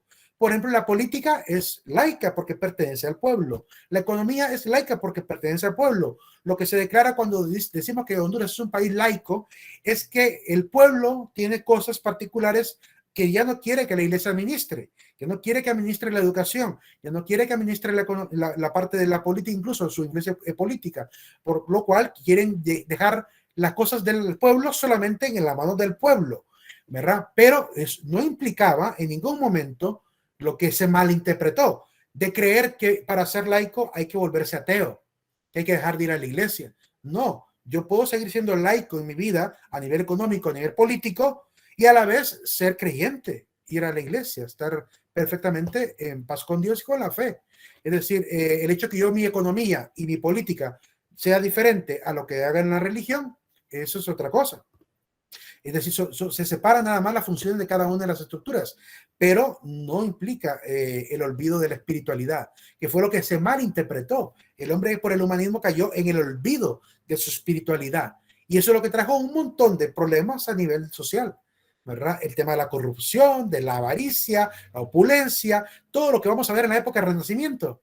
La gente se volvió ya inestable a tal grado que se volvía hasta absurda las modas, se volvían absurdas las fiestas, comilonas, orgías, bacanales, todo eso se pudo ver en la época del Renacimiento, ¿verdad? En la pintura ya totalmente ligada a la parte de la sensualidad. El hombre se volvió más sensual después de la llegada del humanismo, porque se olvidaron por completo de la moralidad, de la virtud que debería de guardarse. Muy pocos guardaban todavía la virtud, por ejemplo, en la parte de la política, que trataban de ser todavía un poco virtuosos. Muy pocos filósofos seguían inspirando en el humanismo lo correcto que había que hacer en la política. Pero aparecieron también filósofos como Maquiavelo, que cambian completamente la dinámica de la comprensión de lo que es el hombre en este momento. Lo primero que van a vivir en Europa es la Revolución Protestante. A mí no me gusta llamarle Reforma Protestante. ¿Por qué? Lo digo con mucho respeto. Para mí fue una revolución. ¿Por qué? Porque no pelearon para quedarse, pelearon para irse. Es decir, una reforma es algo que se realiza en el interior de una estructura. Y los protestantes no se quedaron en la iglesia, por lo cual no reformaron nada. Se fueron y fundaron otro tipo de iglesias, luterana, calvinista, anglicana, ¿verdad? Baptista, son los que aparecieron, que vimos en la estructura, por lo cual no hubo una verdadera reforma. Lo que hubo fue una revolución, un rompimiento, ¿verdad? Revolucionario, donde cambian lo que venían haciendo y se separan por completo para llevar un nuevo rumbo. Que eso es lo que hace una revolución. Cambia el status quo por otro status que quiere. Como hicieron lo de la Revolución Francesa. Cambiaron la monarquía por la democracia. En este caso cambiaron el papado por una autonomía de iglesias que aparecería en Alemania, aparecería en algunos lugares de Francia y en Inglaterra. Entonces no hubo tal reforma. Por eso para mí es erróneo llamarle reforma protestante. Ahora, que dentro de la iglesia protestante se siguió reformando, otra cosa. Ahí sí se diría reforma protestante si lo que apareció al inicio de la iglesia protestante se reformó después, eso sí serían reformas protestantes, pero no respecto a la iglesia católica. Respecto a la iglesia católica no reformaron nada. La iglesia católica sigue siendo la iglesia católica hasta nuestros días. Entonces, lo que la iglesia va a reformar lo hace en concilio. Todas las reformas de la Iglesia Católica se hicieron en concilio y se siguen haciendo en concilio, en reunión con el Papa, los obispos y algunos eruditos, monjes también eruditos, que colaboran, ¿verdad? Para ser de alguna manera asesores en la parte de teología, pastoral, bíblica, teológica, para poder tomar decisiones oportunas para la Iglesia. Esas sí son verdaderas reformas. Entonces, hay que entender muy bien que aquí lo que hubo fue un rompimiento total de la fe cristiana, ¿verdad? Entre la Iglesia Católica y Evangélica. De hecho, el término evangélico aparece muy tardíamente. Originalmente siempre se le llamó protestantes porque protestaban contra el Papa, ¿verdad? Así que no es, aunque muchos lo ven como ofensivo, no es ofensivo, es que eso es lo que hacen. Y lo siguen haciendo muchos hoy en día todavía, no todos. Hay iglesias evangélicas que respeto muchísimo porque tienen tanto amor por Cristo que incluso aman tanto a Cristo que aman a sus prójimos, incluidos los católicos. Es decir, que no tienen enemistad con la Iglesia Católica, no pasan predicando contra la Iglesia Católica, sino que predican a un Dios de amor, que eso es lo que realmente hay que predicar. Pero hay otros que ocupan el púlpito, ocupan el lugar de predicación para tirar piedras a la Iglesia Católica. Siguen protestando, por tanto, contra la Iglesia. Sí, ese es su móvil, ese es lo que ellos logran. Como saben que es polémico y saben que la polémica atrae, el chisme atrae, por tanto, hacen un montón de cosas, acusaciones, y se dedican a predicar de esa manera porque eso es lo que atrae a un montón de gente insatisfecha que también se une a ese tipo de grupos. Si predicaran solamente el amor a Cristo, pues les pasaría lo que nos pasa en la Iglesia Católica, que como se predica solamente a Jesús, la gente se está yendo de la iglesia, porque la gente es humanizada y también secularizada, ya casi no quiere saber de religión. Entonces las iglesias católicas se están quedando poco a poco vacías. Eso es lo que pasaría con la iglesia protestante si solamente predicara a Cristo y no hiciera ningún ataque a ninguna religión. Pero a veces el ataque ayuda para mantener a la gente ahí atenta, ¿verdad? Como que gusta mucho hablar en contra de alguien. Entonces, en cierta manera, algunas iglesias se sostienen así con ese móvil. No digo ni generalizo que son todas, sino algunas, que las he podido ver, ustedes las pueden ver en internet. Hay páginas en YouTube y un montón de gente que está constantemente hablando de conspiraciones, del fin del mundo, de que la Iglesia Católica es la ramera, a cada rato atacando. La revolución sigue todavía hasta el día de hoy. Lo que pasa es que cuando se rompe esta relación de la Iglesia evangélica y católica, ocurre lo siguiente. Se cae la fe de toda Europa y empieza un secularismo bárbaro. El hecho de que los cristianos no pudieran sostener la unidad y no tuvieran el amor propio para sostenerse en unidad, conllevó también a que los mismos reinos se volvieran cada vez más insatisfechos de la religión y por tanto se alejaron completamente ya de la vida espiritual. Y eso trajo grandes problemas. Guerras, reinos contra reinos. ¿Qué pasó durante la época en que la Iglesia Católica permanecía con reinos católicos? La mayor parte del tiempo había paz. Había cierta camaradería entre los reyes, la mayor parte del tiempo. Solo tenían problemas con los árabes y los musulmanes que invadían, los bárbaros que venían también, la gente de los vándalos que invadieron, los visigodos que invadieron. El Imperio Romano se enfrentó a eso durante el tiempo de las invasiones. Y después la entrada de los musulmanes por el lado de España y por el lado también de Turquía. Ese es el problema que tuvieron, pero a nivel de los reinos permanecían unidos, tan unidos que cuando el Papa manda a llamar para las cruzadas, todos los reinos de Europa se movían a las cruzadas. Los ingleses, los franceses, los alemanes, los italianos, todos se fueron en marcha a pelear por la Tierra Santa porque el Papa los llamó. Había unidad. Pero después de eso se cayeron reino contra reino de Europa. Ya ni siquiera entre ellos mismos se llevaban bien por culpa de esta división también de la fe y la llegada de la avaricia ¿verdad? Porque se perdieron los valores cristianos, se perdió el respeto por la doctrina y por tanto se perdió Europa como unidad. Y eso hasta el día de hoy se ha vuelto a recuperar. Dime. Sí, ¿cuál era el fin de las cruzadas en sí? ¿O a qué? Proteger. ¿Cuál era? Sí, El fin de la más cruzada, que todo, ¿qué significa el término de las cruzadas, el que utilizan en la iglesia? se le llamó popularmente cruzados porque utilizaban la cruz de Cristo, ¿verdad? Una cruz que se ponía roja en el pecho o en el pecho o en toda la vestimenta, con una especie de camándula o capa que tapaba la espalda y tapaba enfrente, que andaba con una gran cruz. Por eso se le llamó los cruzados, porque para ellos era una lucha cristiana de ir a defender la Tierra Santa por comunicaciones de los católicos que estaban en Tierra Santa. Recuerden que los primeros grandes templos cristianos que aparecen en Tierra Santa son los católicos. Entonces, había invasión de los árabes ahí, de los musulmanes. El rey Saladino, bueno, el califa Saladino, llegó invadiendo, ¿verdad? Y quería hacerse cargo de esa tierra que según su propia convicción le pertenecía a los que vivían ahí, a los palestinos. Todavía sigue la lucha todavía de Palestina, Palestina versus Israel. Entonces, entraron ahí con la idea de que les pertenecía esa tierra de alguna manera y también movidos por el mismo Corán que los movió a salir, que siempre en actitud de salida, como una especie de envío que hizo Mahoma para que salieran obviamente a volver islámicos a todo el mundo. Pues para poder hacerlo había que también mover políticamente a todo el mundo para fundar diferentes emiratos y califatos, y eso es lo que hacen en Israel. Ponen califatos, perdón, emiratos, tanto en Israel como también en la zona de Damasco, hasta San Juan de Acre, más o menos, de altura, arriba de Israel. Y esa comunicación llega al oído del Papa, de que estaban invadiendo y que estaban queriendo destruir, botar templos antiguos para poder construir cosas árabes ahí. Entonces, por esa razón es que el Papa manda a un llamado eclesial a través de, ¿cómo se llama la bula papal? Se me escapa una bula. La bula papal es un documento donde el Papa llama a los reyes que se unan en esta campaña para ir a defender a los judíos allá, porque también habían judíos también que no podían hacer nada contra la fuerza de Saladino. Entonces, tanto judíos como cristianos estaban padeciendo la invasión y el Papa dice, vamos a ir a defenderlos, a custodiarlos. Entonces, mueve a los reinos porque sabían que era un gran ejército que tenían en el lado de los árabes. No era fácil, tenían que unirse todos los europeos para poder luchar contra la llegada de los musulmanes, y por eso se movieron a la Tierra Santa, llegando primero a Constantinopla, donde estaba la antigua sede del Imperio Romano de Oriente. Quieren reconquistar Constantinopla, que le pertenecía al Imperio Romano de Oriente, porque ya había sido tomada por los árabes. Musulmanes, hablemos de musulmanes, más que de árabes, porque son muchos pueblos en realidad. Y entonces van bajando poco a poco desde Constantinopla, toda Turquía, hasta la zona de Damasco, y logran llegar hasta Jerusalén para poder luchar en defensa de estas tierras. Y lograr a un acuerdo, llegaron al final a un acuerdo con Saladino, permitirle a Saladino quedarse vivir ahí, poner ahí sus emiratos, su califato, lo que quisiera poner, pero que a cambio no destruyera lo que era del pueblo cristiano, que permitiera la paz. Así se logró la paz en la primera cruzada, pero desgraciadamente después se le fue de las manos al Papa.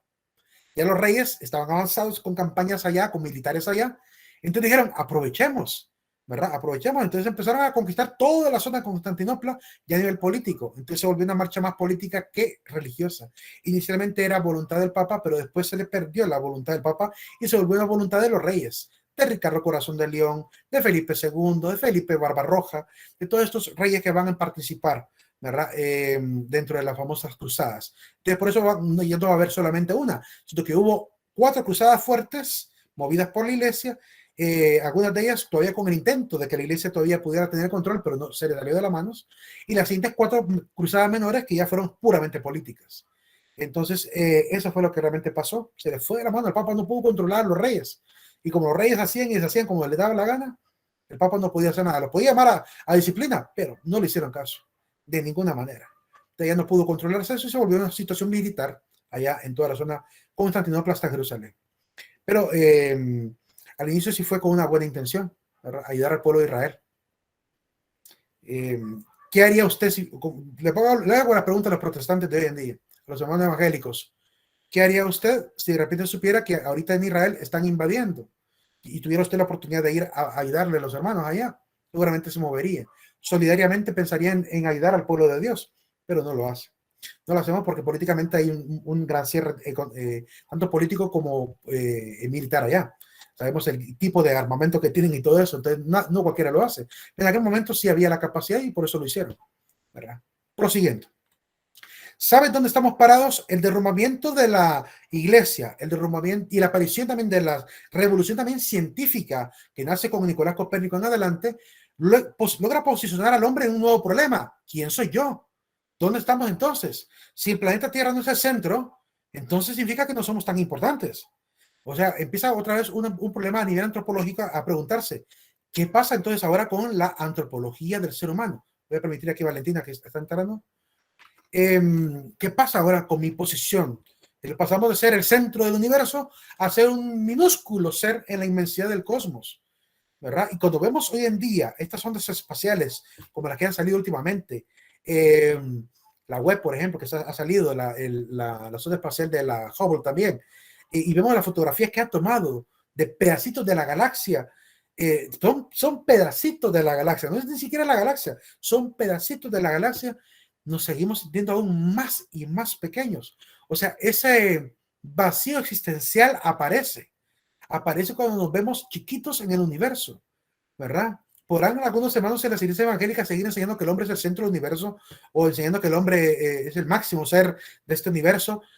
Podemos seguir enseñando desde la fe, claro que sí, pero desde la ciencia, desde lo que vemos como hechos históricos y hechos verídicos, es que no somos tan importantes en el universo. A nivel existencial, somos apenas una especie de bacteria en una célula llamada planeta Tierra, dentro de un pequeño sistema de moléculas llamado sistema solar, dentro de un pequeño sistema de tejidos llamado superclusters, Vía Láctea, la Vía Láctea y las diferentes vías lácteas, perdón, las diferentes galaxias formando los superclusters, y los superclusters son apenas una pequeña hebra de toda la existencia de materia que existe en el universo. Eso somos a nivel existencial. Es que es cuestión de que ustedes busquen en internet, busquen en YouTube el tamaño de la galaxia, busquen videos sobre el tamaño de la galaxia, vean el tamaño de nuestro Sol, por ejemplo. Nuestro Sol, en comparación a Pollux, por aquí tengo yo el tamaño de un ventilador. Aquí tengo un ventilador chiquitito, que enseñar en pantalla. El rosadito, ya lo compré. Este ventilador chiquitito. El tamaño de nuestro Sol, en comparación al segundo Sol más grande que tenemos en la galaxia, el Sol nuestro es así chiquitito, de este tamaño de esta semillita de tamarindo que tengo por acá, en comparación a la rueda del ventilador. Así de pequeño es nuestro Sol en comparación al Sol más cercano y el segundo, pues más grande que tenemos. Y el tamaño del planeta Tierra respecto al Sol es más chiquito. Hagan de cuenta que es la cuarta parte de esa semilla, o la sexta parte de esta semilla, es el tamaño de la Tierra, y el tamaño del Sol es 3 veces más grande que la rueda de este ventilador, para que tengan idea del tamaño que tenemos. O sea, somos así de pequeños, así de ínfimos, de insignificantes para el universo entero. Cuando uno mira estas películas de ciencia ficción como Los Vengadores y todos esos planetas, o como mira Galáctica, Battlestar Galáctica, todo eso, Star Wars, todo eso, uno se pone a pensar, toda esa ficción que aparece, pues sí nos pone un problema en el camino. Y es que pues no somos la especie más evolucionada, no somos, según la visión de esta ciencia ficción, no somos tampoco la más poderosa.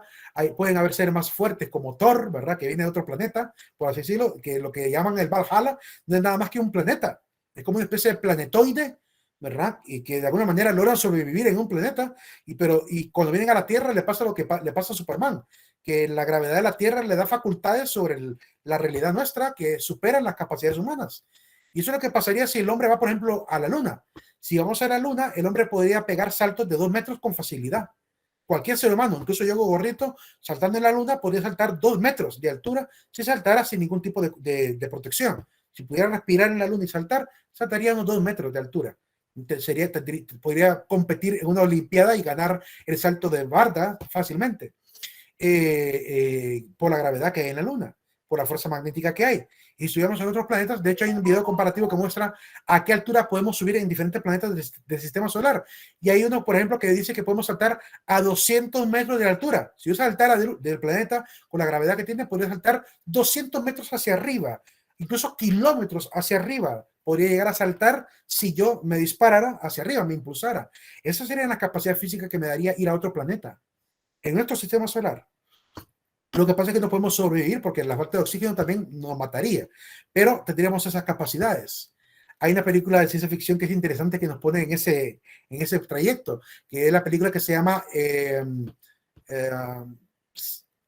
creo que se llama Juan de Marte, ¿cómo que se llama? John de Marte creo que se llama, de Marte, creo que se llama la película. Sí, John Carter de Marte, así se llama la serie de revistas, de cómics y de películas que hicieron de John Carter de Marte. Es un hombre que logra viajar a Marte, supuestamente en Marte hay vida, ¿verdad? Y en Marte él tiene super fuerza, tiene super velocidad, tiene super salto, y por tanto es un superhéroe allá, ¿verdad? En comparación a los que viven ahí, que están adaptados a la atmósfera y por tanto no tienen mayor fuerza. Si esas personas quizá viajaran al planeta Tierra, tal vez se verían más dañados, no podrían respirar, morirían rápidamente, porque la presión atmosférica nuestra no lo soportaría, no soportarían eso. Entonces, dependiendo de donde estemos, así es la capacidad que puede tener una especie, si pudiera sobrevivir. Entonces, nos pone en tela de juicio quiénes somos, hacia dónde vamos, qué posibilidades hay en el futuro. Cuando el hombre se vaya a vivir a Marte y tenga quizá un equipo para que le permita respirar allá, ¿cómo serían los saltos en Marte? ¿Cómo sería la capacidad del hombre allá en Marte? Hay muchas sondas espaciales enviadas allá para estudiar a ver si hay posibilidad de fundar. Elon Musk está esforzándose por mandar gente allá. Quiere hacer sus viajes espaciales para formar una comuna, una especie de colonia en Marte. Esa es la meta de él. No sé si lo irá a lograr en vida, pero los que logren el sueño de Elon Musk seguramente lo van a lograr, con la esperanza de poder formar una comunidad y extraer materiales y traer para el planeta Tierra los mejores materiales que puedan ocupar para seguir creciendo en tecnología. Esa es la meta de él, ¿verdad? Acrecentar la tecnología. Antropológicamente nos hace pensar qué será el hombre en el futuro. ¿Será que esto que vemos en la película de Guardianes de la Galaxia va a ser una realidad? Que podemos viajar a otras galaxias, conocer otros sistemas solares y por tanto también conocer las especies de otros sistemas solares.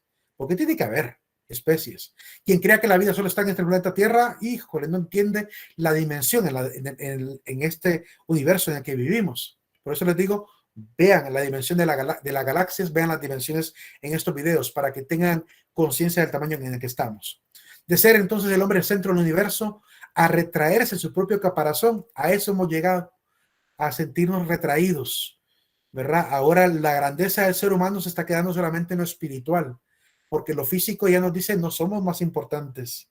Lo único que nos puede todavía sanar y hacernos sentir todavía importantes es que somos espiritualmente, ¿verdad? Tenemos esa capacidad trascendente que nos libera de cierta manera de la pequeñez de la materia. Entonces, eso es lo que todavía sigue siendo un baluarte para el mundo cristiano, para el mundo creyente y de todas las religiones, que seguimos creyendo que hay una naturaleza superior a la naturaleza física, que es la que nos da todavía cierta grandeza, ¿verdad? Y por lo cual no acaba con nosotros, sino que nos brinda la esperanza de un futuro en el cual el universo estará para el hombre y por tanto, aun cuando en este siglo presente no podamos viajar a otras galaxias, en el futuro quizás lo podamos hacer después de la vida eterna. Cuando adquiramos vida eterna según lo que la fe cristiana enseña. Así que estamos en ese trayecto, ¿verdad? Los cristianos por lo menos estamos en ese trayecto de repensar nuevamente la creación, porque la creación la teníamos muy aterrizada al planeta Tierra y se nos ha olvidado el resto del universo. Se nos ha olvidado que si Dios es creador de todo el universo, no solo el planeta Tierra. Y por tanto hay que abrir el horizonte de las criaturas que Dios creó, ¿verdad? Las que creó en ese planeta están para el servicio del hombre, pero no nos dice nada la Biblia sobre si hay o no hay criaturas en otro planeta. No niega en ningún momento que haya existencia en otros planetas. No lo niega. Y si no lo niega, significa que hay una posibilidad de que sí exista vida en otros planetas, diferente. Termino esta parte del caparazón con la idea de una película también, no recuerdo cómo se llama la película, creo que se llama, no recuerdo, hace poco lo vi en TikTok, ahí sacaron un pedacito, donde un extraterrestre llega al planeta Tierra para interrogar a unos seres humanos y les preguntan que quién es y le toca la cabeza al hombre y le hace ver la imagen de Jesucristo, porque dice que solamente en el planeta Tierra existe este tipo como de resonancia espiritual, y este como crecimiento espiritual solamente ha existido en el planeta Tierra y en ningún otro planeta ha existido. Por eso ellos han venido a observar el planeta y han estado observando el planeta porque quieren saber quién es este personaje. Y ellos les platican de que es de Jesús de Nazaret. Dice, ¿y por qué lo buscan a él? Porque él es la respuesta de toda la creación. Es la respuesta de todo el universo, dice el extraterrestre en la película. Es bien interesante. No recuerdo cómo se llama esa película, pero es interesante pensar en que el hombre siempre quiere seguir creyendo que somos los seres más importantes de la creación, incluido el universo, y que aquí se desarrolló la historia magnífica del Hijo de Dios entregando la vida por el prójimo, entregando la vida por toda la humanidad. Queremos seguir creyendo en ello, ¿verdad? Yo soy un poquito más como Pierre Teilhard de Chardin, ya hablaré de él.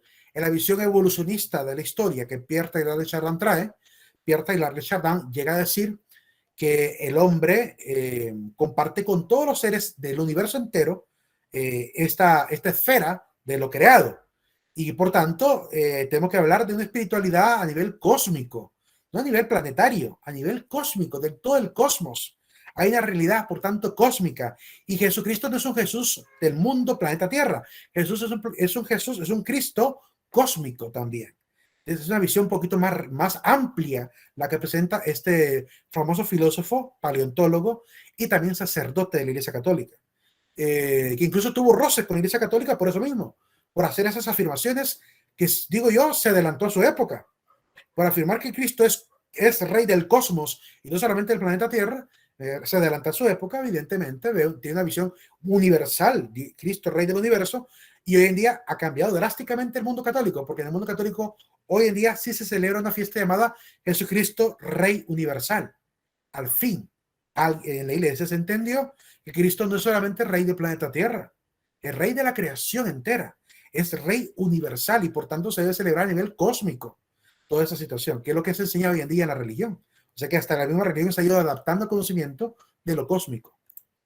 René Descartes ya había mencionado, ¿verdad?, que para él solamente la autocerteza de la conciencia es lo único que importa. Es el punto de partida incluso para la ciencia. Él quería que la misma ciencia estuviera basada en lo que él mismo, podía llegar a obtener como información. Ese yo que cobra conciencia y está seguro de sí mismo antes que todas las demás cosas, no significa el hombre concreto, sino únicamente la razón pura que le gobierna. Es decir, no es una razón que tenga que ver con una cuestión puramente egocéntrica, aunque generó este egocentrismo que hoy llamamos subjetividad.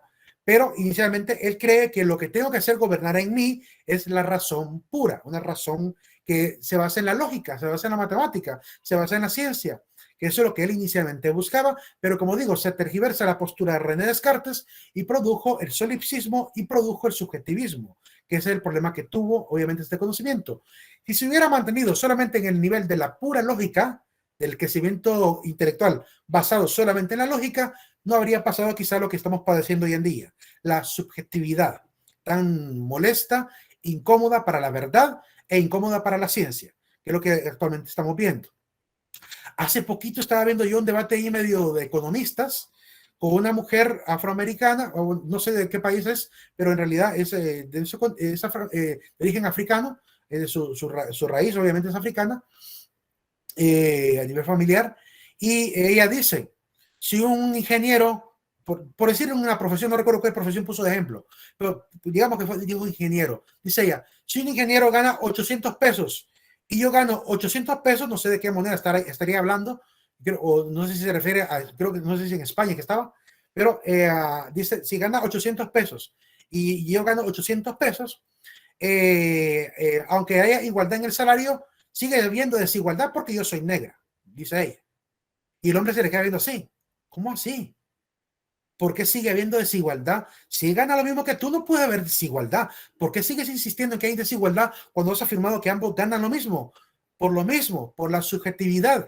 Ya no les importa ni siquiera el dato lógico de lo que acaban de decir, porque solo están sosteniendo una lucha ideológica y no racional, que se base en hechos como el dato que ella dio. Ella dio un dato lógico. Ella gana lo mismo que yo, pero dice que todavía aún así sigue habiendo desigualdad. Entonces, ¿qué nos dice ese tipo de intervenciones en los medios de comunicación? Que hay personas que ideológicamente ya perdieron la cordura. Ya ni siquiera se basan en la lógica, no saben ni siquiera lo que lógicamente acaban de decir y aún así insisten en que hay desigualdad, se hacen las víctimas, aun cuando ellos mismos declaran que no hay desigualdad. Entonces, eso es lo que estamos viendo hoy en día, un rompimiento de la lógica a nivel intelectual, y por tanto se genera este subjetivismo y capricho donde la gente sigue peleando por cosas que a veces ni sentido tienen. Siguen hablando de la brecha salarial entre hombres y mujeres, cuando yo conozco mujeres que ganan más que yo. O sea, conozco ingenieras, se graduaron en la misma carrera que yo, que ganan mucho más que yo. ¿Y por qué yo no gano igual que ellas? Porque yo no estoy desempeñando mi carrera tanto como ellas. Solo para las cosas básicas. No estoy desempeñando mi carrera. Me dediqué a la docencia más de clases humanistas. ¿Y me enoja porque ya ganen más? No, porque estoy consciente de que yo no estoy dando el ancho. Yo no estoy trabajando al máximo. En mi carrera no estoy utilizando al máximo y por eso no me enoja que ganen más, porque así trabajan más. Entonces, eso es lo que pasa, que la gente hoy en día se vuelve insatisfecha hablando de brechas salariales cuando ya no hay brecha salarial. Desapareció hace mucho tiempo, desde que la mujer empezó a estudiar en universidades. Cambió también la dinámica económica. La mujer empezó a participar en todas las estructuras cuando se lo propone y cuando quiere. Cuando lo quiere y lo logra, ¿verdad? Lo que pasa es que también la gente que está alrededor, tanto hombres como mujeres, tienen que apoyar. Miren, hoy tenemos una presidenta. ¿Por qué costó antes que hubiera presidentas? Porque ni siquiera las mujeres votaban por ellas. Tuvimos a Nora de Melgar, no votaron por ella. Tuvimos a Gabriela, ¿cómo se llama? Gabriela Núñez, ¿verdad? Gran economista, tampoco votaron por ella. Iba de candidata a presidenta, no votaron por ella. Entonces, ¿culpa de los hombres porque no haya llegado a ser presidenta ninguna de ellas dos? No, culpa de los hombres, de las mujeres. Está bien, que no votan a favor de ellas. Hombres y mujeres por igual. No había apoyo, no había confianza en ellas. Y no se votó por ellas, ¿verdad? Y ahora miren cómo cambió, ¿verdad? Hombres y mujeres decididos por votar por una mujer y se fueron a votar por doña Xiomara y ahora es presidenta. Entonces, ¿era culpa de la brecha salarial y de la injusticia y el machismo? No, porque si fuera machismo las mujeres habrían votado. Y hay una gran cantidad de mujeres. De hecho, estadísticamente se dice que hay más mujeres que hombres en este país. Si solo las mujeres decidieran votar por una mujer candidata, la llevan a la presidencia. Con solo los millones de mujeres que tiene Honduras, si solo ellas votaran por una candidata unánimemente, lograrían que solo mujeres llegaran al poder. Si ellas se lo propusieran. ¿Por qué no lo hacen? Porque hay ideologías, hay prebendas políticas donde yo no me beneficio, hay puestos de trabajo que quiero pelear. Entonces, viene un tema de avaricia de parte de cada una de las personas que se dividen, obviamente se polarizan, porque no por machismo, sino por el oportunismo político, que eso es lo que ha impedido que en Honduras haya presidente, ¿verdad? El oportunismo político no ha permitido que las mujeres sean unidas. Si fueran unidas, solo mujeres estarían en el poder, ¿verdad? Y los hombres no teníamos ni oportunidad al respecto, porque somos menos hombres que mujeres en este país. Entonces, el problema está y radica en gran medida en el tema también de la unidad de las mujeres, de cierta manera. Así que hay muchos temas de carácter ideológico hoy en día que ya están rompiendo con la lógica, con la cordura, ¿verdad? En España han habido muchos debates. Yo les invito a que vean los debates de España, debates de Argentina, debates de América del Sur, de Ecuador, de Colombia, donde han tenido estos debates de ideología de género, de lucha salarial, de economía, de política. Vean estos países cómo están sufriendo por este tema de la subjetividad, la pérdida de la cordura, y vean también cómo los economistas e historiadores o intelectuales pierden hasta los estribos, se enojan al grado que ya no hayan cómo hacer para que entiendan lo absurdo de algunos argumentos que lanzan en estos medios de comunicación. Se llegan a enojar tanto, ¿verdad? Que hasta caen en el insulto muchos expertos. Javier Milei, por ejemplo, no tiene pelos en la lengua para decir muchas cosas sobre el tema económico de su país, Argentina, porque obviamente ya está harto de la política tradicionalista. Como economista está dispuesto a querer ayudar a cambiar la historia del país a nivel económico. Incluso se lanzó de candidato a la presidencia, quedó en el tercer lugar, un gran logro, porque llegar al tercer lugar después de ser un outsider de la política, pues me parece que está bastante bien. Entonces, quizá en el futuro logre ser presidente de Argentina, probablemente, está bastante joven, podría llegar a ser presidente en cualquier momento y quizá logre el objetivo que como economista quiere lograr en su país, de levantar otra vez la parte económica de su país, pero el problema ideológico que hay todavía en su país no se lo ha permitido. Él es uno de los que ha perdido el estribo en el debate público, tanto a nivel de temas económicos, tema del salario, temas de la igualdad hombre y mujer, el tema incluso del aborto. Él incluso ha perdido los estribos porque ve que la gente pierde la cordura fácilmente para sostener muchas ideologías sin atender a la ciencia. en el caso de la economía, sin atender a la economía como ciencia. René Descartes, por tanto, intentó también ver al hombre de dos maneras. Dos sustancias. Creía que el hombre tenía una res cogitans, que es la sustancia pensante, no pretendo explicarlo ampliamente como lo vimos en filosofía, y la res extensa, que es la sustancia extensa. De manera rápida diría, la res cogitans es lo que llamaríamos la parte intelectual, y la res extensa sería la parte material, todo lo que es medible, palpable y tiene longitud en el cuerpo humano. Todo esto es lo que él cree y considera que está, pues, por tanto, dividido. Además, también incluso a nivel existencial hay otras dos res. La res infinita, que es la sustancia de Dios, y la res finita, que es la sustancia de todo lo creado. Así que él creía en Dios y la creación. Es un esfuerzo para alcanzar una psicología pura con la simple finalidad de comprender mejor la naturaleza física y mental del hombre. Así que él pone el mayor esfuerzo intelectual, lo pone para analizar la sustancia pensante, que es donde él se expande más, ¿verdad? Explicando las ideas que surgen de ahí, que para él son ideas innatas, explicando las facultades del alma, ¿verdad? Todo esto es lo que él intenta abordar para explicar la naturaleza humana.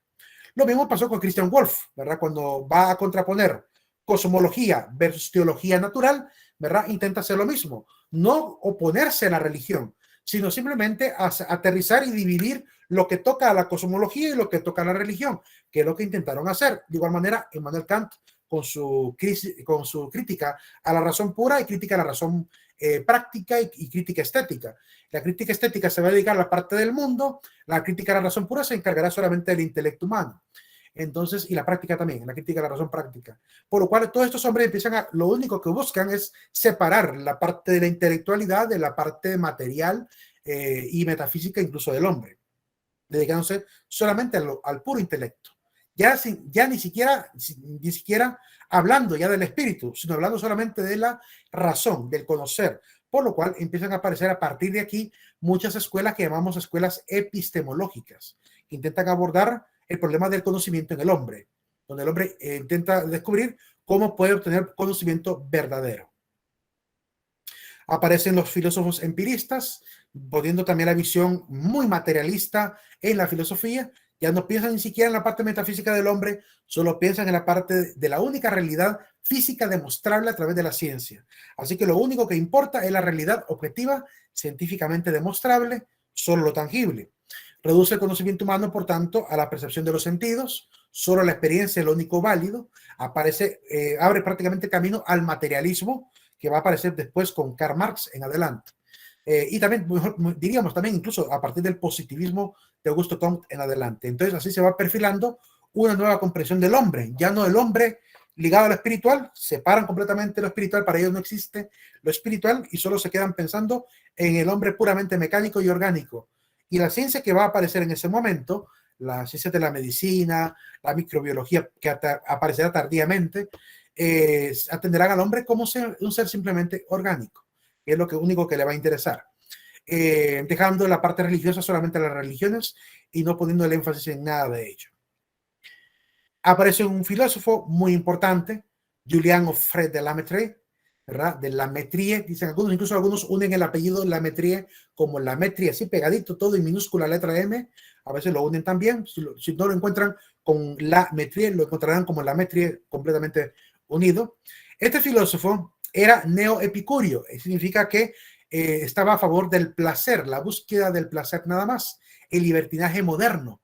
La verdadera libertad del hombre es darle rienda suelta a sus felicidades, a sus placeres, a sus pasiones. Como médico y filósofo era materialista, era ateo, evidentemente.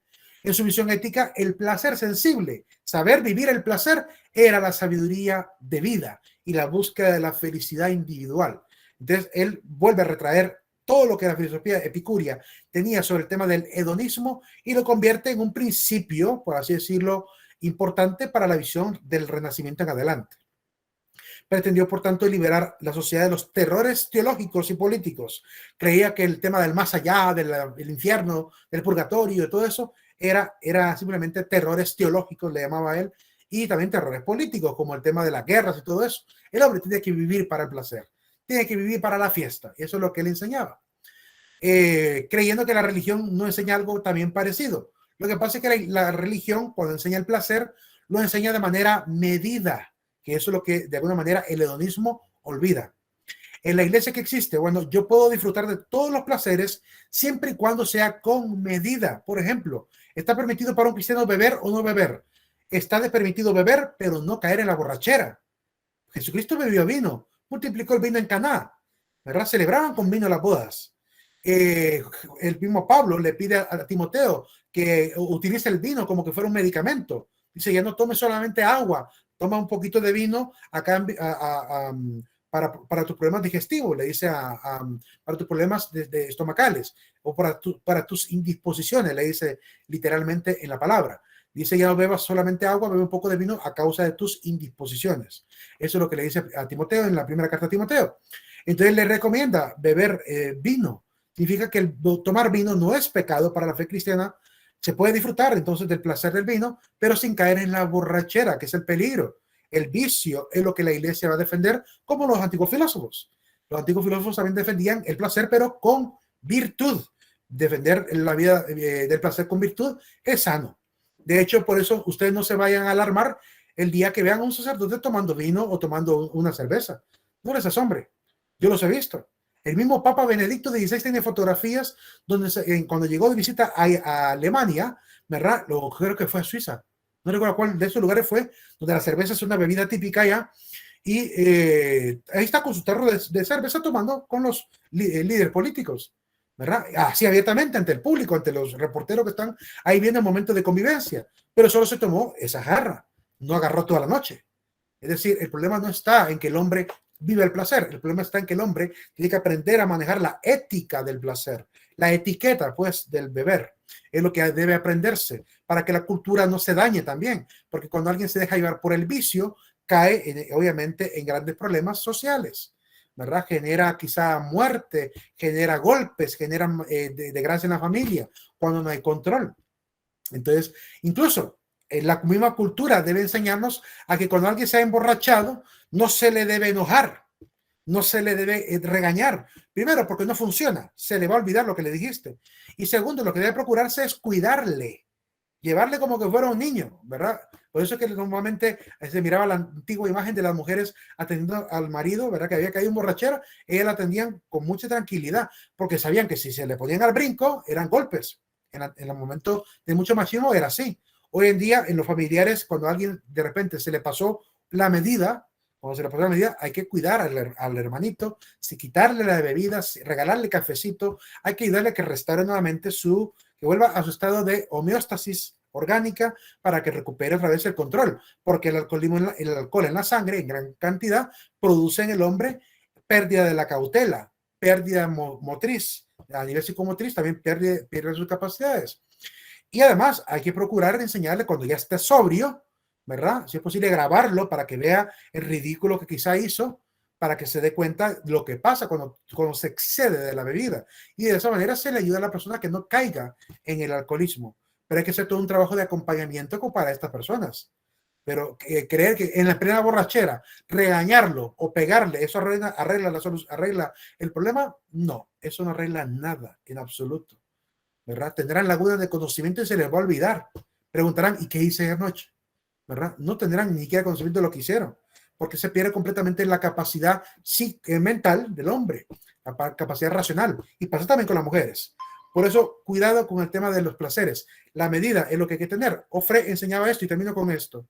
En la obra de Discurso de la Felicidad, él enseñaba, ¿verdad?, que revela que el ideal ascético de las religiones, la idea de perder los placeres y el poder espectral que generan los remordimientos que ejercen sobre las conciencias, su poder, no son más que puros dispositivos sacrificiales inventados por las religiones. Esa es su misión antirreligiosa. Él cree que enseñar el control del placer es prácticamente meterle miedo y algún dispositivo para controlar la mente de las personas. Sin embargo, como les digo, esto es lo que a mí me han enseñado a nivel teológico, cómo debe ser el tema del placer, y por tanto, si se fijan, no estoy enseñando en ningún momento que deba prohibirse por ejemplo, el derecho a beber, ¿verdad? O el tener relaciones sexuales en pareja. Está permitido, pero para parejas que están casadas, que están obviamente ofrendándose la vida uno al otro, que sea romántico, hermoso el momento, y no como una cuestión de prostitución, de pura promiscuidad, sino que haya alto valor en la vivencia de este placer sexual entre las parejas que se dicen amar, que eso es lo que promueve la religión. Entonces, es parte de lo que hay que aprender a ver. al final termina reduciendo al hombre a una simple máquina. Por eso, a partir de él comienza este principio mecanicista, viendo al hombre como una especie simplemente de ser orgánico que está movido por sus propios placeres. De ahí cambia drásticamente la cultura. Ahí nos vamos a quedar por esta vez. Falta terminar de ver un poquito más de la parte contemporánea. Empezaríamos a ver las ramas de la antropología y también, sobre todo, prácticamente las ramas de la antropología, lo que falta.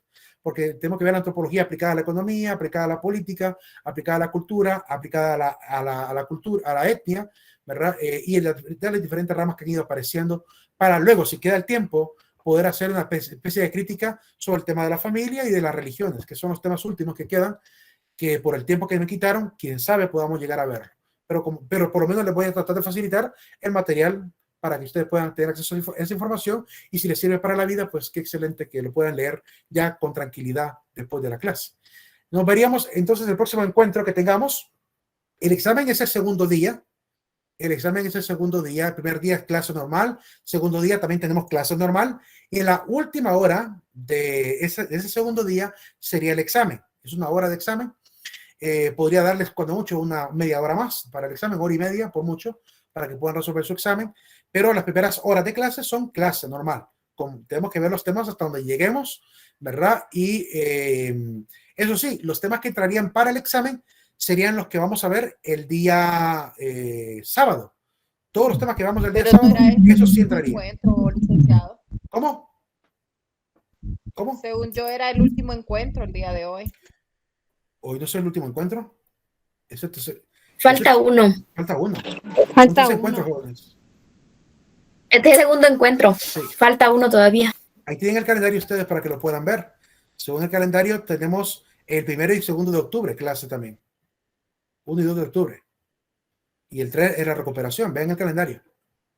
Ahí lo dejé en el aula virtual. Sí, Master, así está. Bueno, pues entonces nos quedamos aquí. Nos vemos, jóvenes. Pasen un excelente día. Este video pronto lo voy a compartir en el aula junto con las diapositivas también, para que tengan acceso a él. Excelente, muchas gracias, licenciado. Buenas tardes. Gracias, Master. Buenas tardes, bendiciones a todos. Hasta la próxima. Gracias, Master. Bendiciones. Bendiciones. Gracias, Lick. Feliz tarde. Gracias. Aprovecho a todos los que van a ir a almorzar. Gracias, Master. Saludos. Bastante productivo todo. Gracias, Master. Igual. Nos vemos. Gracias, Master.